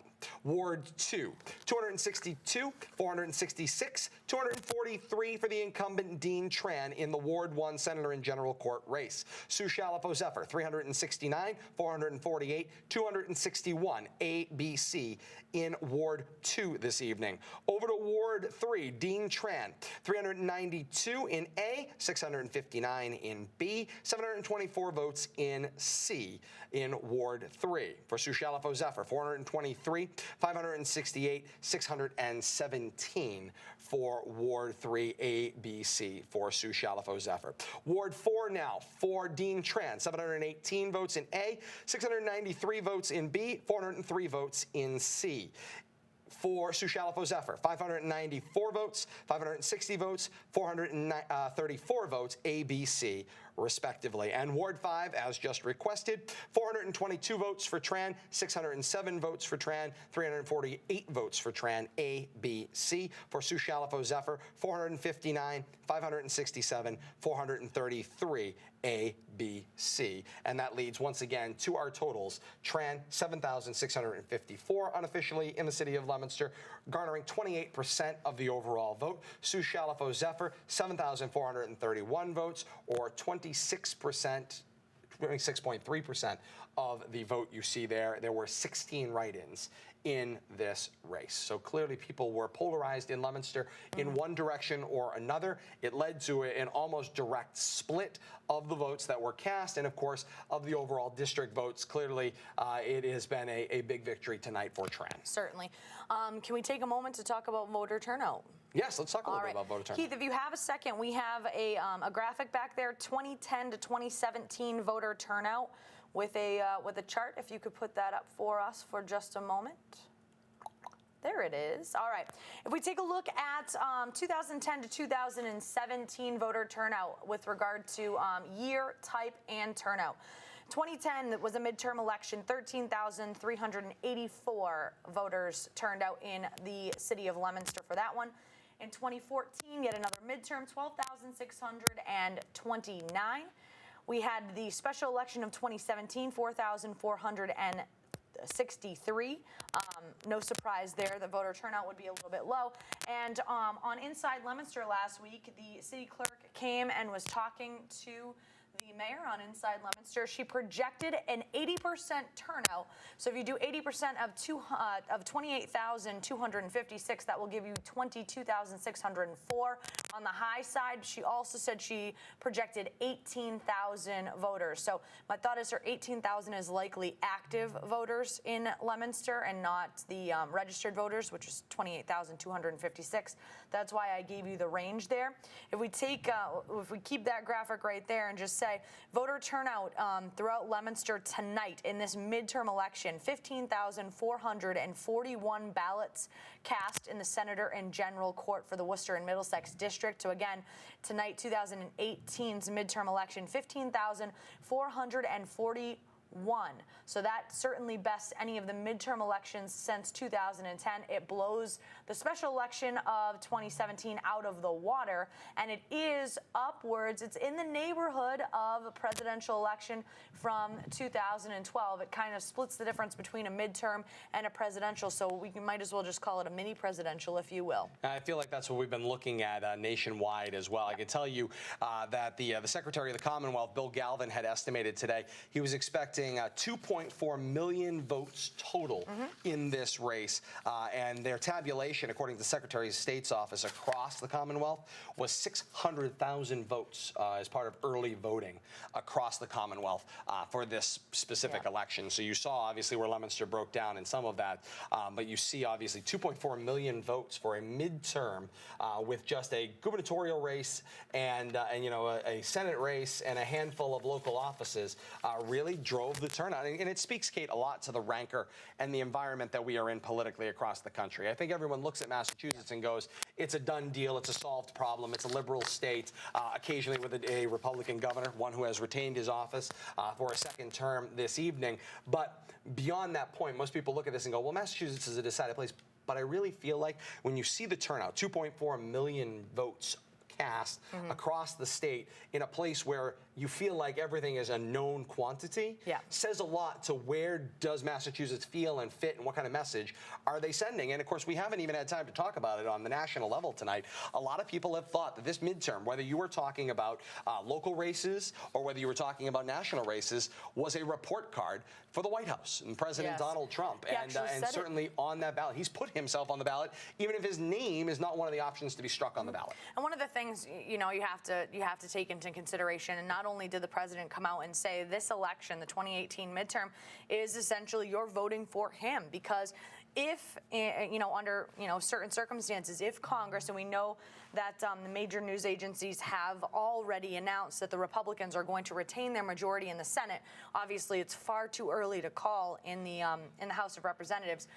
But if the House of Representatives were to switch with a majority for Democrats, then one might consider it a mandate or some type of a report card on the president that voters are not pleased with his performance, at least because they're electing congresspersons that are from the Democratic Party. So right now we know in the United States Senate that the Republicans are going to retain their majority. So that's one step for the president to be able to say, hey, listen, we retained our congressional majority in the United States Senate. We'll certainly hear in the next probably few hours about the House of Representatives, but it certainly is. It's a referendum on the presidency, and basically it's his midterm report card, if you will. Indeed it is. I want to say one more hello, by the way, to Sharon Schwinnard of WPKZ as well. She is out there. We've been thinking of you. Just got a chance to take a look at your email, and we've been thinking of you, Sharon. We're glad that you are feeling better, and we hope to see you up and around soon enough next week at the Mass Broadcasters Awards. So we're looking forward to hopefully getting to see Sharon there next Wednesday night as well. So a lot going on. Leominster TV, 35 minutes past 10 on Tuesday night, November the 6th. It's election night, midterm elections 2018 here from Leominster this evening. So as we continue to kind of tabulate and work our way through, we can tell you we have now filled the races with totals across Leominster. Kate is actively going to start looking at some of the other information that we have out there. And of course, we're going to try to update up against some of these statewide numbers that I am seeing. But Kate, I want to spend a couple of minutes talking about, and we just kind of hinted at, just how much the president is a part of this conversation this evening, and just what it is going to take for them in order to gain control, and where are we at in the grand scheme of things. With the estimates that are in right now, I'm looking at NBC News right now, with some of the estimates as they are in. So this is the present estimates. Again, no races called, but with present estimates, it appears that the Democrats are going to pick up 10 seats on the overall, and they will win enough seats to control a majority in the House of Representatives this evening if they are able to close out the races that are currently being called or leaning in favor of the Democrats in the House of Representatives, 229 to 206 seat-wise, with Democrats in control if these estimates hold. On the Senate side right now, it looks like the Democrats are going to maybe lose a seat, give or take, with 11 seats kind of still up in the air. The GOP would have a majority, and maybe instead of having right now a 51-49 majority, they might be looking at a 52-37-ish majority right at the moment, with 11 seats kind of up in the air at this moment in time. But if you were to put those 11 seats into the Democrats' control, it'll be about 52, over 48 in that particular House of Congress. And that's where we're at right now. But it speaks a lot to what it is that we saw and have seen throughout the first 2 years of this presidency, and that is just how actively engaged people have become politically. The rancor is certainly up. The negativity people have been pointing to certainly up as well. But the interest and engagement seems to be growing. Whether for or against that position is debatable, but the active engagement seems to be growing, and that is what we are seeing this evening.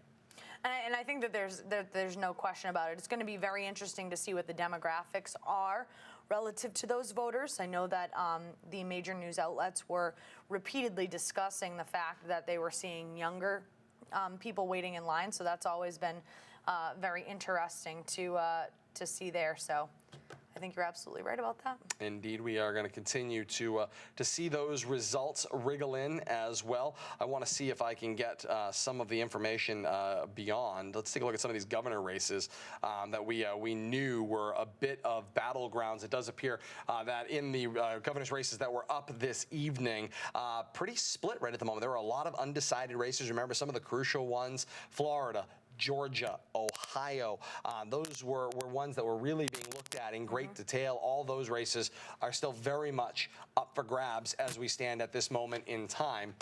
Things that are kind of leaning one way or another right now. We obviously know here in Massachusetts, the Republicans have won in that race. The rest of New England, however, Maine, New Hampshire, Connecticut, those are still up in the air, as is Rhode Island, which has gone the way of the Democrat. New York's bumping up, Democrat. Pennsylvania Pennsylvania, Democrat as well. And then you have Maryland is the nearest situation as they find their way into Maryland. Update from City Hall right now. Bradley Bedard on the spot for us for Leominster TV tonight. His exact words, still quiet over here. At last report, the clerk is still counting. A big turnout this evening is the report we're getting from Bradley Bedard down at City Hall this evening. Yeah, we will be waiting. Large turnout. I'm hoping that the generators hold up and that the power lines are taken care of, and we'll be just waiting for those numbers, hopefully that they will come in prior to midnight. Indeed, we certainly hope they will. On the Republican side, additional wins tonight for the Republicans in governors' races across the country. South Carolina, Alabama, Tennessee, Arkansas, Oklahoma, Nebraska, Wyoming, Arizona, Texas, all gubernatorial wins for the Republicans, included with Vermont, Massachusetts, and Maryland on the East Coast. The Democrats, we talked about Rhode Island, New York, Pennsylvania, include Michigan, Illinois, Kansas, Colorado, and New Mexico, and everything else is still a toss-up. That includes quite a bit of the West Coast, who have just been or are closed probably within the last few minutes here, or will close within the next few minutes, about 20 minutes to 11 o'clock. So that those will close and probably bring some more information relative to the West Coast national numbers as well. Where would you like to go next? I've spent enough time pointing us in a direction. Where would you like to go next? Oh my goodness, oh my goodness. So many options. So many options. We had already talked about Higgins and her a win this evening. We were hoping to hear from her. Told very busy, may have had a cell phone die out at the Higgins camp this evening. If you are a candidate and you are looking to thank your constituents, you can call us here, 978-537-7760, extension 114, to reach Keith DePerry. Lines are open, 978-537-7760. 114, the extension, to be a part of this conversation this evening. If you are a candidate out there, you're at your post-rally, you've got us tuned in. Of course you would. And you tune in and give us a call, and we would love to have you thank your constituents and hear your plans for the future, or if perhaps tonight you came up a little bit short, always a great opportunity to thank your constituents who came out and did poll for you this evening as well. So please don't be afraid to tune in on that as well. At the 3 questions with 100% reporting? We have indeed taken a look at that. I wanted to update, if you don't have a direction you wanted to go at this moment in time, I have one that I know has been requested, so we'll give the final numbers on this particular race. That would be in Register of Deeds this evening. Almost final numbers. Yes, the sort of kind of almost final numbers, but Todd made a mistake, all right? I've admitted it. Why is it that I just keep getting flogged for the mistake? All right, so here we go. Ward 1, Kathleen Reynolds Daignault, the Democratic incumbent. Excuse me. In Ward 1, A, B, and C, 858, 848, 664, A, B, C. Write-ins, 147, 167. That's for Patty Buckley. Malcolmson is the declared write-in candidate. We don't know how many of those votes, again, are for Malcolmson, but that is what we can tell you at this moment in time. Over to Ward 2. This is the partial ward.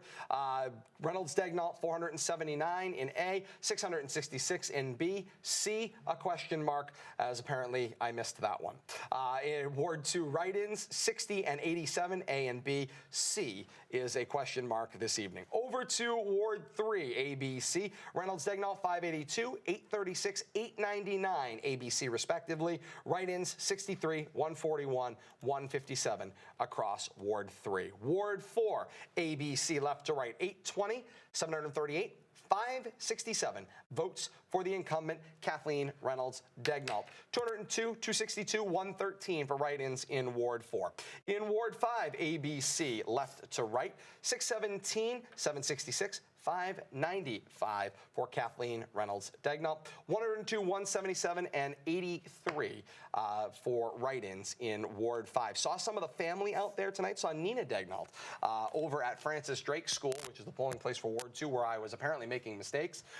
Saw her quickly buzz through, grab some numbers, and depart as I was working. Didn't get a chance to say hello, but she was there picking up some numbers for the Reynolds-Degnault camp this evening. 9,935 votes for Reynolds-Degnault, garnering 36% of registered voters, or almost 67% of the vote cast this evening.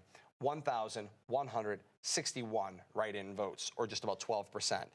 That could be split up among others, but many believed to be for the write-in candidate of Patty Buckley Malcolmson. Well, and that's the difficulty when you have a write-in campaign, and I know that the people of Leominster certainly used to that, considering the last mayoral election. It's become the in thing. It has become the in thing. And so it does become a little bit difficult because when votes are tabulated at the end of the initial night, you don't have the write-in candidate's name. You can presume that the vast majority of those votes are for the write-in candidate, but you cannot be certain until those votes are finalized and certified. Indeed. Indeed. Indeed. Fantastic. We talked about vote totals. Let's continue to move on. We've gotten you clerk of court earlier. We got you district attorney. Let's move beyond to some of these other races that we know are out there that we can update with some statewide numbers as well. Let's go to representative in Congress. Jim McGovern, the Democrat incumbent in this particular race. We could tell you that in Leominster tonight, Jim McGovern will go right across the wards there. You can see the Ward 1 totals, 770, 725, 586.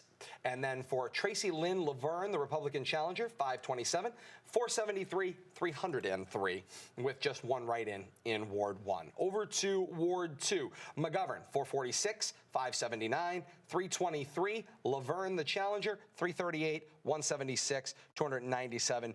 And there were two write-ins in Ward 2 this evening as well. Continuing over to Ward 3, as I realize I just crossed a couple of those numbers there, but bear with. McGovern, 513, 730, 791. For Laverne, 297, 483, 541 for Laverne, the challenger in that congressional race here in Leominster, at least the Leominster vote totals. Continuing for Jim McGovern, 766, 702, 506 in Ward 4. For Laverne, 527, 424, 313 left to right, A, B, C. And then over to Ward 5, 579, 728, 519 for Jim McGovern, 300, 433, 259 for the challenger, the Republican Laverne. Again, these are Leominster totals. So in Leominster, with this race concluded, 100% of precincts now tabulated, Jim McGovern garnered unofficially 9,263 votes in Leominster tonight. The challenger, Laverne, 5,677 votes. McGovern, almost 60% of the vote cast here in Leominster. This evening, 13 write-ins across the district. So we'll update those against some statewide numbers that we will have for you in a moment. But, you know, we look tonight and we talk about, Kate, the Democrats making these gains. We see that the NBC News is predicting that they'll pick up about 20-something seats. That'll put them in a positive majority of about 10 seats in total when the night is through.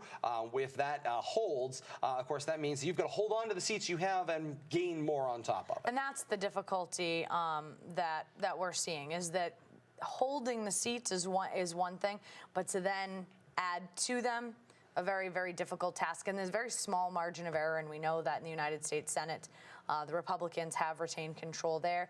So we're just waiting to see how the United States House of Representatives shakes out. And I don't think that one will be done before we go off the airwaves. That's for sure. No, I tend to suspect it will not. That is for sure.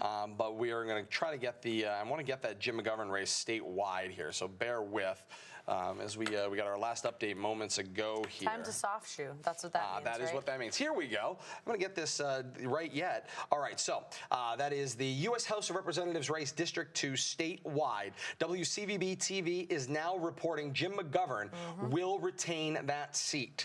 So the incumbent Democrat Jim McGovern will return to Congress. This, according to WCVB, they are predicting that Jim McGovern will retain that seat with 68% of the vote across the state, 54%, excuse me, across the district, 54% of precincts reporting right now across District 2. 110,559 votes for McGovern. Tracy Laverne, the GOP challenger, 52,135 votes. McGovern returns to the House of Representatives in Washington, D.C. Some interesting information coming out of 270towin.com. Not only did Jim McGovern retain his seat, all 9 of the United States House districts in Massachusetts are blue. All of them are the Democratic either incumbent or challenger has won. The same can be said in the states of Rhode Island, New Hampshire, and Vermont. All of their districts for the United States House of Representatives are blue. And that is quite the statement there. Of course, the Northeast does tend to skew more Democratic, so that's not terribly surprising. But each of the states has had points where they had maybe 1 or 2 seats that might lean one way or another. And they thought with, of course, the opening race there that included Fitchburg with Nikki Tsongas vacating her seat, that there was a chance that the Republican challenger in that race might step up and potentially grab that seat, or at least make a really good challenge on that particular seat. And it does not appear that that is the case this evening, according to 270towin.com. Some other interesting notable areas on the map for the United States House of Representatives. We're seeing a lot of blue coming out of the areas of Miami-Dade County and in and around Orlando. In addition, the southern portions of Texas, there are at least 2 congressional districts in Texas in the southern portion of the state that have gone blue as well. And it looks that there might be at least 5 districts right now in Texas. Of course, in a lot of cases, especially in states like Pennsylvania, you'll see Democrats win in more urban areas. So Pennsylvania is actually a phenomenal place to take a look. If you take a look at the cities, the municipalities of Philadelphia, Pittsburgh, and Harrisburg, you usually see Democrats that are representing in the House of Representatives. But when you go to more rural areas, particularly in those large middle swaths of the state, a lot of times you see red. So Pennsylvania, a very interesting state, because that's one of the things that makes it a toss-up, is because you have incredibly conservative rural areas and you have incredibly liberal urban areas, and so that's kind of what makes that split happen. We're seeing a lot of blue coming out in and around the areas of Maryland, particularly in and around Washington, D.C. as well. Michigan up by Detroit, blue, but surrounded almost entirely by red there.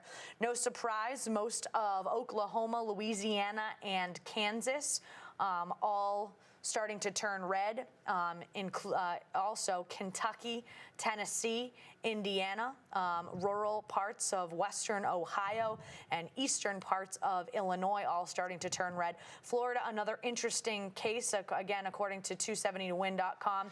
In those urban areas, we're seeing a lot of blue popping up in the map in the Tallahassee area, again in the Orlando area, in the Tampa area, and in Miami-Dade County as well. We are getting a lot of geography in tonight. We are. See, my mapping skills. Thank goodness I know them. Interesting, we have at least 1 blue district, the Wisconsin 2nd Democratic incumbent running unopposed. We got a little bit of blue coming out in Wisconsin as well. So very interesting. The reason that we talk a lot about that Michigan, Wisconsin, Minnesota area, that is and even Pennsylvania, that is that very infamous at this point in time Rust Belt that Donald Trump did such a good job garnering support in, especially in the waning weeks of the 2016 presidential election. So that's kind of an area, although not necessarily swing states right now, that's an area that we like to keep a close eye on, simply because Donald Trump performed so well in that area. But historically, places like Pennsylvania have done well for Democrats because of those urban areas garnering so much of the vote. But even Pennsylvania in 2016 goes to Donald Trump. So seeing where the Democrats can pick up seats here and there. But again, the entirety of the United States House of Representatives for the states of Massachusetts, Rhode Island, New Hampshire, and Vermont, all of their districts for the House of Representatives are blue. And as you said, certainly expected in Massachusetts and Rhode Island, but sometimes you wonder about Vermont and or New Hampshire. Sometimes can skew either, Vermont can be quite liberal at times. But New Hampshire, sometimes you get that conservative vote out of there every now and again. Indeed, you do. We were talking a little bit about where Massachusetts might fit into that, and that seat, the 3rd district seat for the U.S. House of Representatives that Nikki Tsongas was vacating, and whether Rick Green, the GOP candidate from that area, could make a challenge. And of course, Fitchburg plays into part of this area. Lori Trahan took 60% of the vote right now, 19% of precincts reporting, 35,674 votes for Trahan, the Democratic challenger. Rick Green, the GOP challenger, 20,633 votes. And Michael Mullen, the independent, 3,214 votes. Who's grabbed about 5%. Even if you put that on to Rick Green's total, still 60-40 split one way or another. So clear, they are still very much tabulating votes there, but I can see why 270towin.com would be saying that it's a heavy lean for that to go in the direction of Lori Trahan and the Democrats tonight. Absolutely. Can we take a look at some local results one more time? I know we got about 6 minutes to the top of the hour here until we hit the 11 o'clock hour. So why don't we recap some of our local results, even though we know that we have some winners. I can barely breathe. I was going to follow your lead on this one. Why don't you take it? Because, sorry, guys, live TV. I've been struggling with this cough for weeks. Hang in there, indeed. Let's continue with some of these races, ones that we can update. Why don't you join me on Councillor in the 7th District? We were talking a little bit about the numbers for Jen Casey earlier, and we'll just blow right up to these totals here in Leominster, these final totals. Bear with, there we go. So Jen Casey garners in Leominster 100% of precincts reporting, 7,760 votes. Her challenger this evening, that's Paul DiPaolo, 6,875 votes. There were 12 write-ins across Leominster tonight. So Jen Casey pulls almost 51% of the vote tonight. In Leominster, to win the race in Leominster, we can tell you that right now across District 7, Jen Casey right now is in a tight battle. The Democrat Paul DiPaolo is within 1 percentage point across District 7 tonight. 48% of precincts reporting. That's 121 of 252 precincts in District 7 for Governor's Council. Jen Casey, the incumbent Republican, 76,279 votes, 51%. Paul DiPaolo, the Democratic challenger, 74,337 votes. That's 49%. So 51-49. We'll keep an eye on this one. She won Leominster by about 6, almost 7%. Did the GOP candidate and incumbent Jen Casey, who's held on to this position. She's had that position since 2010 that I can remember. So certainly going on multiple terms there that she has served on the Governor's Council representing District 7. So a bit of a surprise right now with how tight this is polling, where they have found a Democratic candidate that could really challenge Jen Casey's GOP status in that race. So we'll get more information on that. Keep an eye on that one as we continue throughout the evening. WCVB is now reporting that the Secretary of the Commonwealth race has come to a close. They are still counting about 51, maybe 52 percentage points still to be tabulated across precincts, but just about 50% of the way there. WCVB feels comfortable saying and declaring that William Galvin will return as Secretary of the Commonwealth for yet another term, with 71% of the votes tabulated to this point in time, or 895 total votes for the incumbent Democrat Will Galvin as Secretary of State. So he will return to Beacon Hill to continue to oversee elections and the many other things that the Secretary of the Commonwealth does. And Kate, this has of course been a place where there's been a lot of attention, at least here in the Twin Cities, and right here, of course, in Leominster, where we got a close-up look at the ongoings and the goings-on of Bill Galvin's office when it came to a recount here just about a year ago in the municipal elections. People don't think about what does the Secretary of the Commonwealth do, but every election season. Yes, I mean, when I was working in the private sector, I was working a lot with the Massachusetts Historical Commission, so I was aware of some of the other facets of the Secretary of the Commonwealth's office. But yes, in most cases, you really only hear about Secretary of the Commonwealth's office when election time comes around, and specifically if they are coming in to to perform a recount or oversee a recount or oversee a lot of things relative to election coverage. So. In that instance, absolutely. I had a couple of other breaking news items. not a surprise in this instance, but Massachusetts sends a black woman to Congress for the first time. Ayanna Pressley completed her quest to become Massachusetts' first black woman elected to Congress. She ran in the general election unopposed, so it was essentially, a given that she would get the seat. But remember, 2 months ago, she unseated 10-term United States Representative Michael Capuano in order to go up for the Democratic seat there. In addition, the reason I was a little bit taken aback because I saw a flash on my phone. We do know that Republicans will retain control of the Senate, as ABC reports, but I'm a little bit hesitant to say this, but it sounds like it does. The Democrats are going to gain control of the United States House of Representatives, so according to declare that at this point. According to ABC News, yes. So that is right now what they are projecting on their pages right now. 157 in favor of the Democrats to 160 in favor of the Republicans, but there are enough safe seats in the House of Representatives that ABC News is projecting that the Democrats will gain control of the United States House of Representatives and the Republicans will retain control of the United States Senate. So we officially, well, unofficially have divided government in the federal government once again. Which certainly will make things interesting in the coming weeks and months as well, of course, as there has been so much conversation about what would happen should the Democrats take control of the House of Representatives as it relates to potential impeachment proceedings or trying to move forward a claim of impeachment as the Mueller investigation wraps up in regards to, of course, the investigation on Russia and their involvement with the election of Donald Trump to the presidency of the United States. So that divided government certainly yields the possibility that you could have almost the reverse of the situation that you had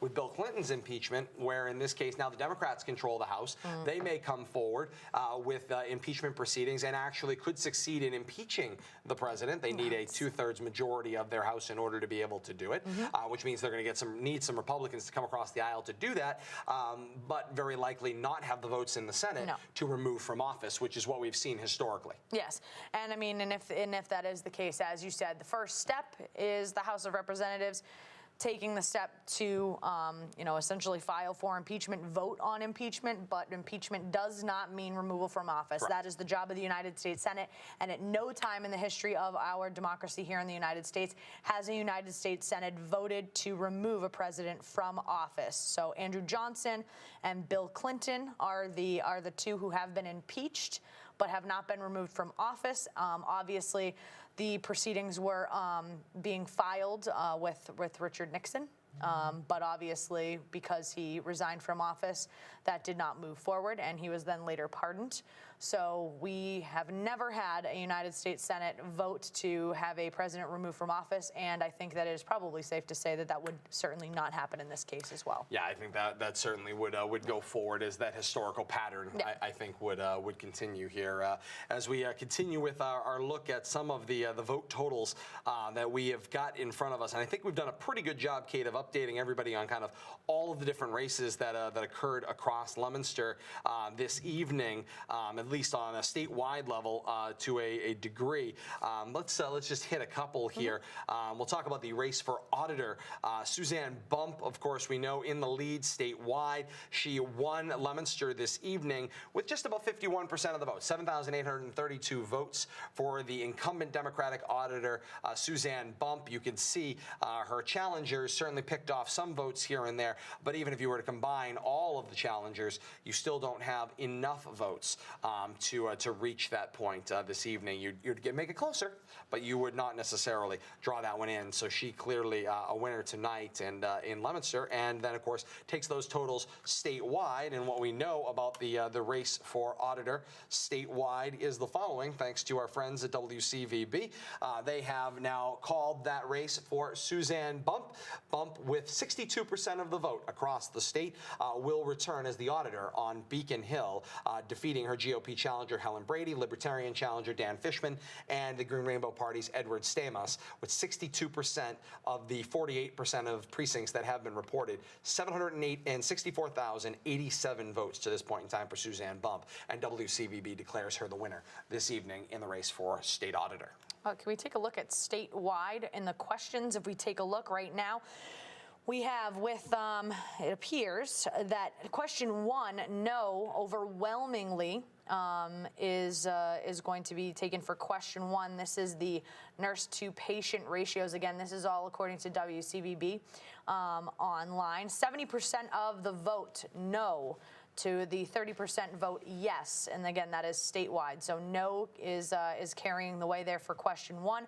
Question 2, actually very similar percentage points. Question 2 is a yes in the state of Massachusetts. 71% of the vote in favor of yes for question 2. Question 2, that is the campaign finance. Reform Constitutional Amendment Commission. Yes, and we know that that is something that stems from a Supreme Court decision from 2010. That is the very infamous Citizens United versus the FEC. So this essentially is creating a commission in Massachusetts that would be looking toward the beginnings of a constitutional amendment to reverse Citizens United v. FEC from 2010, which said money is speech and that corporations can give unlimited campaign donations because money was in fact speech, according to the Supreme Court from 2010. The Massachusetts votes yes to create that commission, 71 to 29 for question 2. If we take a look, Kate, before you leave question 2, Massachusetts with that decision would become the ninth state to sign on to that constitutional convention to move forward. You would need 26 states in total to move forward with the constitutional amendment process. It would be the first constitutional amendment since the 1990s. When I believe it was Amendment 27 was passed, and that was congressional pay raises. So those things certainly don't happen often. It may be one in your lifetime if you get to see it. This seems to be the one that is coming down the pike, as I think folks, since seeing Citizens United come along, by and large, remember, of course, you see a lot of the money in the parties are, of course, at their polls. Republicans and Democrats, heavily conservative, heavily liberal, tends to have a lot of the purse strings, if you will, within each party. And so they tend to pull in a lot of directions. Meanwhile, the majority of the country and the voters live somewhere in the middle. They live somewhere in that gray area, leaning a little right or a little left, and they tend to get pulled by these large corporate majorities that are on either end financially. And so I've seen this kind of starting to build strength. I think we're seeing it nationally.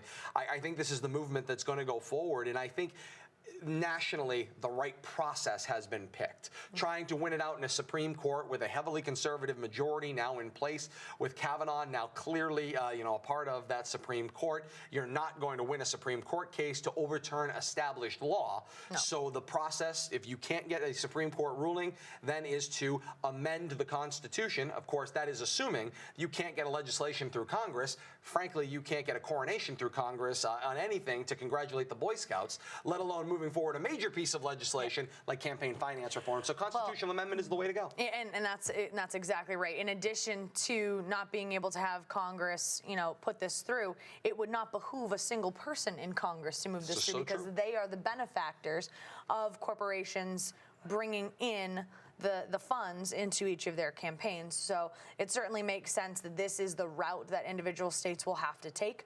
I do just want to correct you. You said about once a lifetime. I would say that in modern times that's correct, but if you're around in the 1790s, you got 10 of them right off the bat. If you're around in the 1860s, you got 3, one right after the next after the next. And if you're around during the progressive era in the 19-teens and 1920s, you saw a litany of them as well. So yes, in the modern age, I would certainly agree with you, but historically they do tend to come in small chunks. In fits and spurts. Fits and spurts. As the case. Let's take a look at question 3 before I get completely admonished and in even more trouble for going into the historical baffles of That's of the what we're here amendment for this evening. It's 7 minutes past 11 here on Leominster TV. We've gone full Steve Kornacki. We have abandoned the jacket and rolled up the sleeves. So we are full on into our coverage at this point. Entering hour number 3. Thank you so much for being a part of it with us since 9 o'clock this evening. We are still waiting for any word out of City Hall and the city clerk's office. They are tabulating in their process right now and have not, at least so far as Bradley Bedard, who is on the scene for us this evening. I hope his phone still works. Has not been able to tell us that there has been any form of result or that the city clerk has come forward, which is interesting because with this new process where we are not reading the tabulations and not hearing the unofficial numbers directly from the city clerk and seeing government in action and tabulation in action, it puts us in this very interesting situation where at this point in time, off of taped tabulations, people have conceded races. Yep. People have called races. The Sentinel and Enterprise, they've packed up for the night. They've published their articles. The game's over in their world, and the city clerk is still counting. Yeah. And that's, I mean, a bit baffling, but that is the situation we have right now. Well, and then if you add on top of that they're running off of generator power, I mean, presumably they're, We were told to expect a late night before the generator. Oh, no, went out. and you're absolutely right. But we certainly have to take into account all of the variables that are being faced at City Hall tonight in Leominster, the tree being down, the power being out, the generator being on, Bradley losing his mind down in This was not what he signed on for. The poor man is in the dark, and he's now texting us. While you take a look at his text, let's take a quick gander at question 3 statewide. Question 3, the yeses was 68% of the votes in this one. So yes on question 3. This is the transgender, the transgender anti-discrimination question. That's how it's been toted. So yes is the winner in that one. This one is the closest race amongst all of them. This is a law that has been on the books for 2 years. Total number of votes in favor of keeping the transgender anti-discrimination law in place, 889,741. Those are the yeses. That's 68% of the vote. To 423,621 votes in the no. I mean, 51% of the state is reporting, and we know that Leominster remains still tabulating and still counting. And Todd, what is the word from City Hall from our good friend Mr. Bradley Bedard? Bradley is going to venture into the city clerk's office and hopefully get an estimate for us. So we'll get some information on that hopefully. Oh, that ought to be good. in the next few minutes. I'm glad I'm stationed here at Election Central, and Bradley will get more information. Sorry on about that the coughing, for us. everybody. No, hey, you're doing a fantastic job. It's been yeoman's work throughout the night, as it usually is, to record all of the data, but to have to try to interpret the data from pictures of, let's face it, what amounts to 80s calculator receipt tab paper. They're quite legible, though. They are incredibly legible, by the way. This year, new ink cartridges and all, very easy to read. But if you don't take a picture of the specific Already. I looked, I double checked to see if I missed a picture to send to you. I did. I missed it. It just must have missed taking it entirely. But a fantastic night tonight. And of course, it is democracy in action this evening. And I think the voter turnout, Kate, is what really impresses me in the aggregate. Yeah. Do you have, and I'm trying to see it on your sheet here, so I apologize if I don't. Do you have total voter turnout for Leominster this evening? Number of, so basically what number of votes cast. Yeah, I take a look at one of the races, like a senator in Congress, and if you take a look at several of them, they bear out the same number: 15,441 ballots cast in the city of Leominster. So just a little over about 55% of registered voters came out to vote this evening. The registered voters numbers 28,256 in the city of Leominster, and by our unofficial tally, 15,441 votes were cast, and that includes 3,345 early votes for 54.65% of the vote that was listed. We have an update from City Hall. Bradley Bedard reports that City Clerk Huffman is going to be tabulating well after midnight, and she is on her own in her office. So we will most decidedly not be having an update from City Hall until well after midnight. So we will have no word from them. We will have no official or unofficial word from the city clerk's office after almost 3 hours this evening here on Leominster TV. It's unfortunate. So we'll have to decide how we would like to proceed, sir. We will proceed to the bottom of the hour, where we will stay with you until 11:30 this evening. We'll take the last 15 minutes of our coverage to kind of sum up where we are at and where we have been. As Kate, we can run down our unofficial totals and numbers this evening again for Leominster and kind of get one last look at kind of where we are at. I'll let you take the first half there and just run the totals, if you will, starting with Senator in Congress. All right, Senator in Congress, and these are just Leominster totals. In Leominster, incumbent Democrat Elizabeth Warren victorious in Leominster, and we know victorious statewide as well, but in Leominster, 7,635 votes to her Republican challengers, 6,919, and independent, 629. If I could talk, that would be absolutely amazing. You're doing a great job. All right, totals in Leominster, Governor and Lieutenant Governor Baker and Polito, the Republican incumbents, they had 11,347 votes to their challenger, Gonzalez and Palfrey, the Democratic challengers, 3,574. So that is an incredible margin of difference in Leominster. That is 73% of the vote in Leominster going to the incumbent Baker and Polito on the Republican ticket. If we take a look at the Attorney General's race, incumbent Democrat Maura Healey, she gets 59.9% of Leominster's votes tonight with 9,263. To James McMahon III's 5,803. Secretary of State Bill Galvin, the Democratic incumbent, he gets 62% of the vote in Leominster at 9,622. His Republican challenger, Anthony Amore, 4,828. And Juan Sanchez Jr. of the Green Rainbow Party gets 497 votes. I'm going to cough, so can you take over Treasurer, please? Yes, I certainly can. I'll pop down to the Treasurer's race. No, you're fine. That was Jamie Guerin. Is that where you left off in the Treasurer's race? You're at the top of the Treasurer's race. I'm at the top. Okay, top of the Treasurer's race. Again, this is in Leominster. Deborah Goldberg this evening, a winner here in Leominster, garnering about 59% of the vote, 8,973 total votes across the city tonight for Deborah Goldberg to return as treasurer.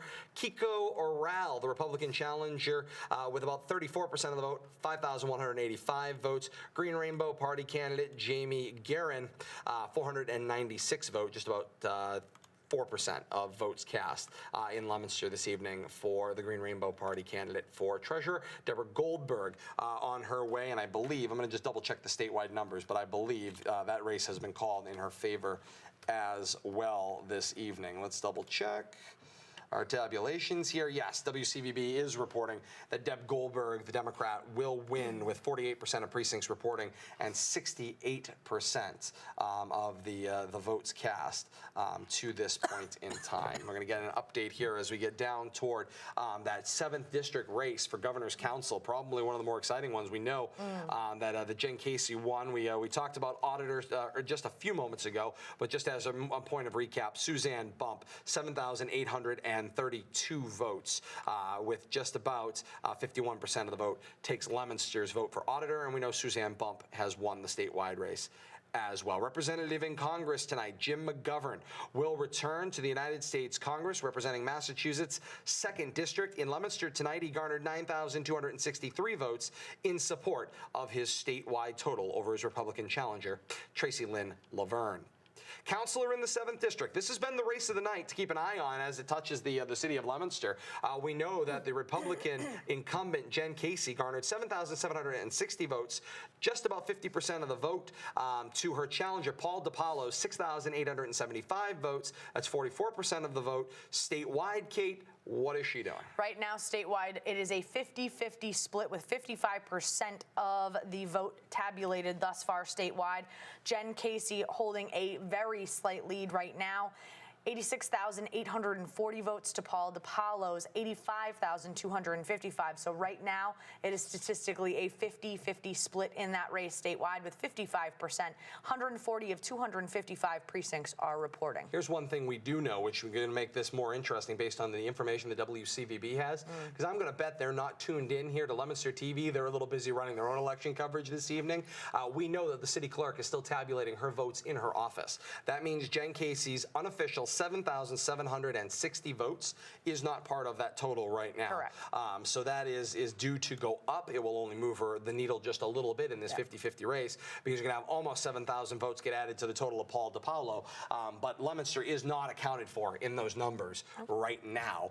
So they are part of the roughly 40 some odd percent remaining that needs to still report. So that race is far from over. That one's going to go long in tonight for Governor's Council from District 7. Would you like to pick up with Senator in General Court? Yes. Can we take a look at the let's put the full screen up there for you. There we go. All right, Senator in General Court right now. These are Leominster totals only. In Leominster, Dean Tran, the Republican incumbent, 7,654 votes. and his Democratic challenger, Leominster City Councilwoman Susan Shalafo-Zephyr. She has 7,431 votes. We knew that Leominster was absolutely going to be crucial. Not only did she have to win, but she was likely going to have to win by quite a margin in order to overtake Dean Tran. Number one, he's an incumbent. Number two, you're going to have name recognition in that situation. Certainly. Number three, you have conservative votes coming out of Gardner, which was one of the big three. Yes. So they tend to vote more conservatively in Gardner. Then, of course, Republican mayor there. Republican mayor, yes, Mayor Hawk there. Yes. Then, of course, you have Dean Tran being a constituent of the city of Fitchburg, so that is two of the big three. And he takes Leominster in Senator and General Court. So Leominster, again, he garners 50% of the vote there, 7,654 to Shalafo-Zephyr's 7,431. We did not get any information from the smaller municipalities. I do have a little bit of statewide number now. As of about 9 minutes ago, WCVB had some statewide or some district-wide numbers for Worcester and Middlesex. They had Dean Tran at 11,021 votes, 55%. Shalafo-Zephyr's 8,882 votes, and that's about 20,000 votes tabulated, 33% of precincts reporting. We know Leominster's numbers are not included in those totals. Correct. So if you were to add Leominster on top of those numbers, Tran's number goes up to almost 19,000 votes on his own. Shalafo-Zephyr's to about 16,000, and Tran's lead would be about 3,000 votes, which would close the percentage points just a little bit, but not much. Yeah, then we're going to switch down. Representative in General Court, Natalie Higgins, the Democratic incumbent, she retains her seat in Leominster. She gets 55% of the vote with 8,437 votes. Her challenger, Richard Palmieri, who conceded quite early on in this one, very early. Given the people are still counting. Yeah, 6,557. So he got 42% of the vote in that one. District Attorney, the Democratic incumbent, Joseph Early Jr., he has a massive victory in Leominster for his middle district seat. He garners 66% of the Leominster vote with 10,216, and his challenger, Blake Rubin, 4,224. If we then go to the Worcester County Clerk of Courts, Dennis McManus, the Democratic incumbent, he has quite a big margin of victory in Leominster, 8,931 to Joanne Powell's 5,601. Then Register of Deeds, we have almost complete information, but we can tell you that Kathleen Reynolds-Degnall in the city of Leominster garners approximately 67% of the vote, 9,935 to 1,761 in the write-ins. 3,222 blanks, or 3,227 blanks in that race. So that's a very, very interesting number there as well. It is indeed, but you always want to outpoll the blanks. And Reynolds-Degnall this evening outpolled the blanks clearly. Yes. This evening, and I know some folks that were watching were certainly pulling for the write-in. Patty Buckley, Malcolmson, but you know, running as a write-in candidate's hard enough. Running as a write-in candidate for a small seat in an off-year election, even more difficult, even with this type of voter turnout. It's just very difficult to get that done. Then if we get to the questions just very quickly, Leominster votes in the same manner in which we see statewide. Leominster goes as the state goes. Leominster goes as the state goes. It's a no on question one for Leominster. 10,523 to 9,827. It is a yes vote on question 2 in Leominster, 9,827 to 4,915. And on question 3 in Leominster, it is a yes vote, 9,141 to 5,802. So as the state goes, so does Leominster. It is a no, a yes, and a yes here in Leominster on questions 1, 2, and 3, respectively. Indeed, it is. Great work tonight, Kate. Thank you. For dealing with, again, an entirely new process. And my defective picture is all that considered. We'll talk later. A phenomenal job, nonetheless, this evening. I want to thank you so very much for being a part of this one. Election night 2020. 2018 here in the city of Leominster and all across the region as well. I want to thank the great support that we've had from some phenomenal staff that was out there this evening.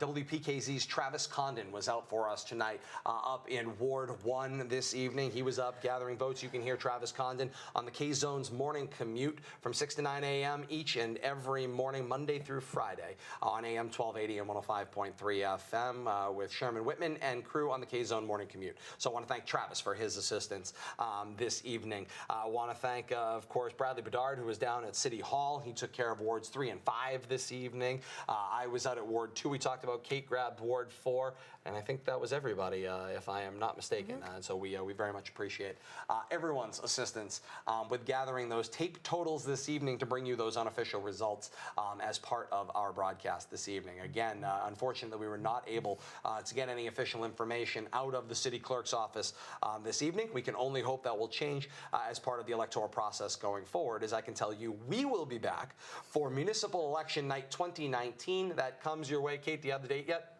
Soon.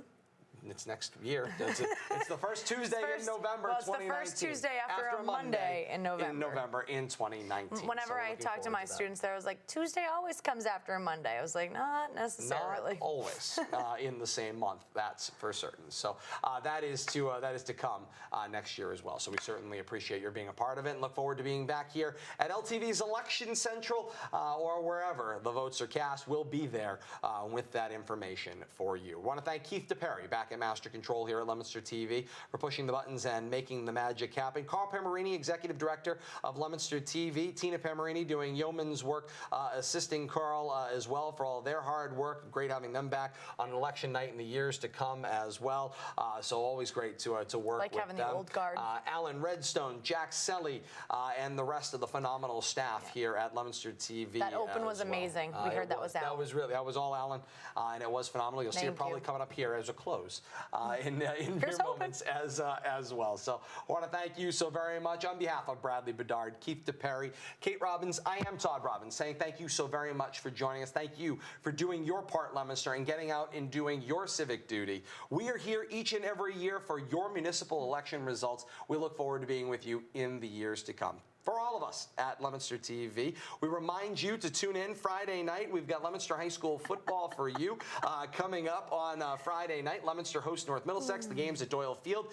Get a ticket. Come on in. Be a part of that one. Our countdown will be on the air on the radio at AM 1280 and 105.3 FM, the K-Zone, beginning at 6:30. Leominster TV's coverage begins just before 7 o'clock. Facebook Live coverage begins at 7 as well, and then Comcast and Verizon with the live broadcast of Leominster and North Middlesex football for you. Plus, Kate, we can also tell folks we've got flag football coming up on Sunday as well. Stay tuned for more information on that as the flag football regional is at Doyle Field this very Sunday. He keeps us busy. Indeed we do. Looking forward to it. Happy to have you with us all night long. On behalf of all of us here at Leominster TV, once again, I am Todd Robbins. Great job on a great night here. This has been Election 2018 on Leominster TV. Until next year, so long, everybody.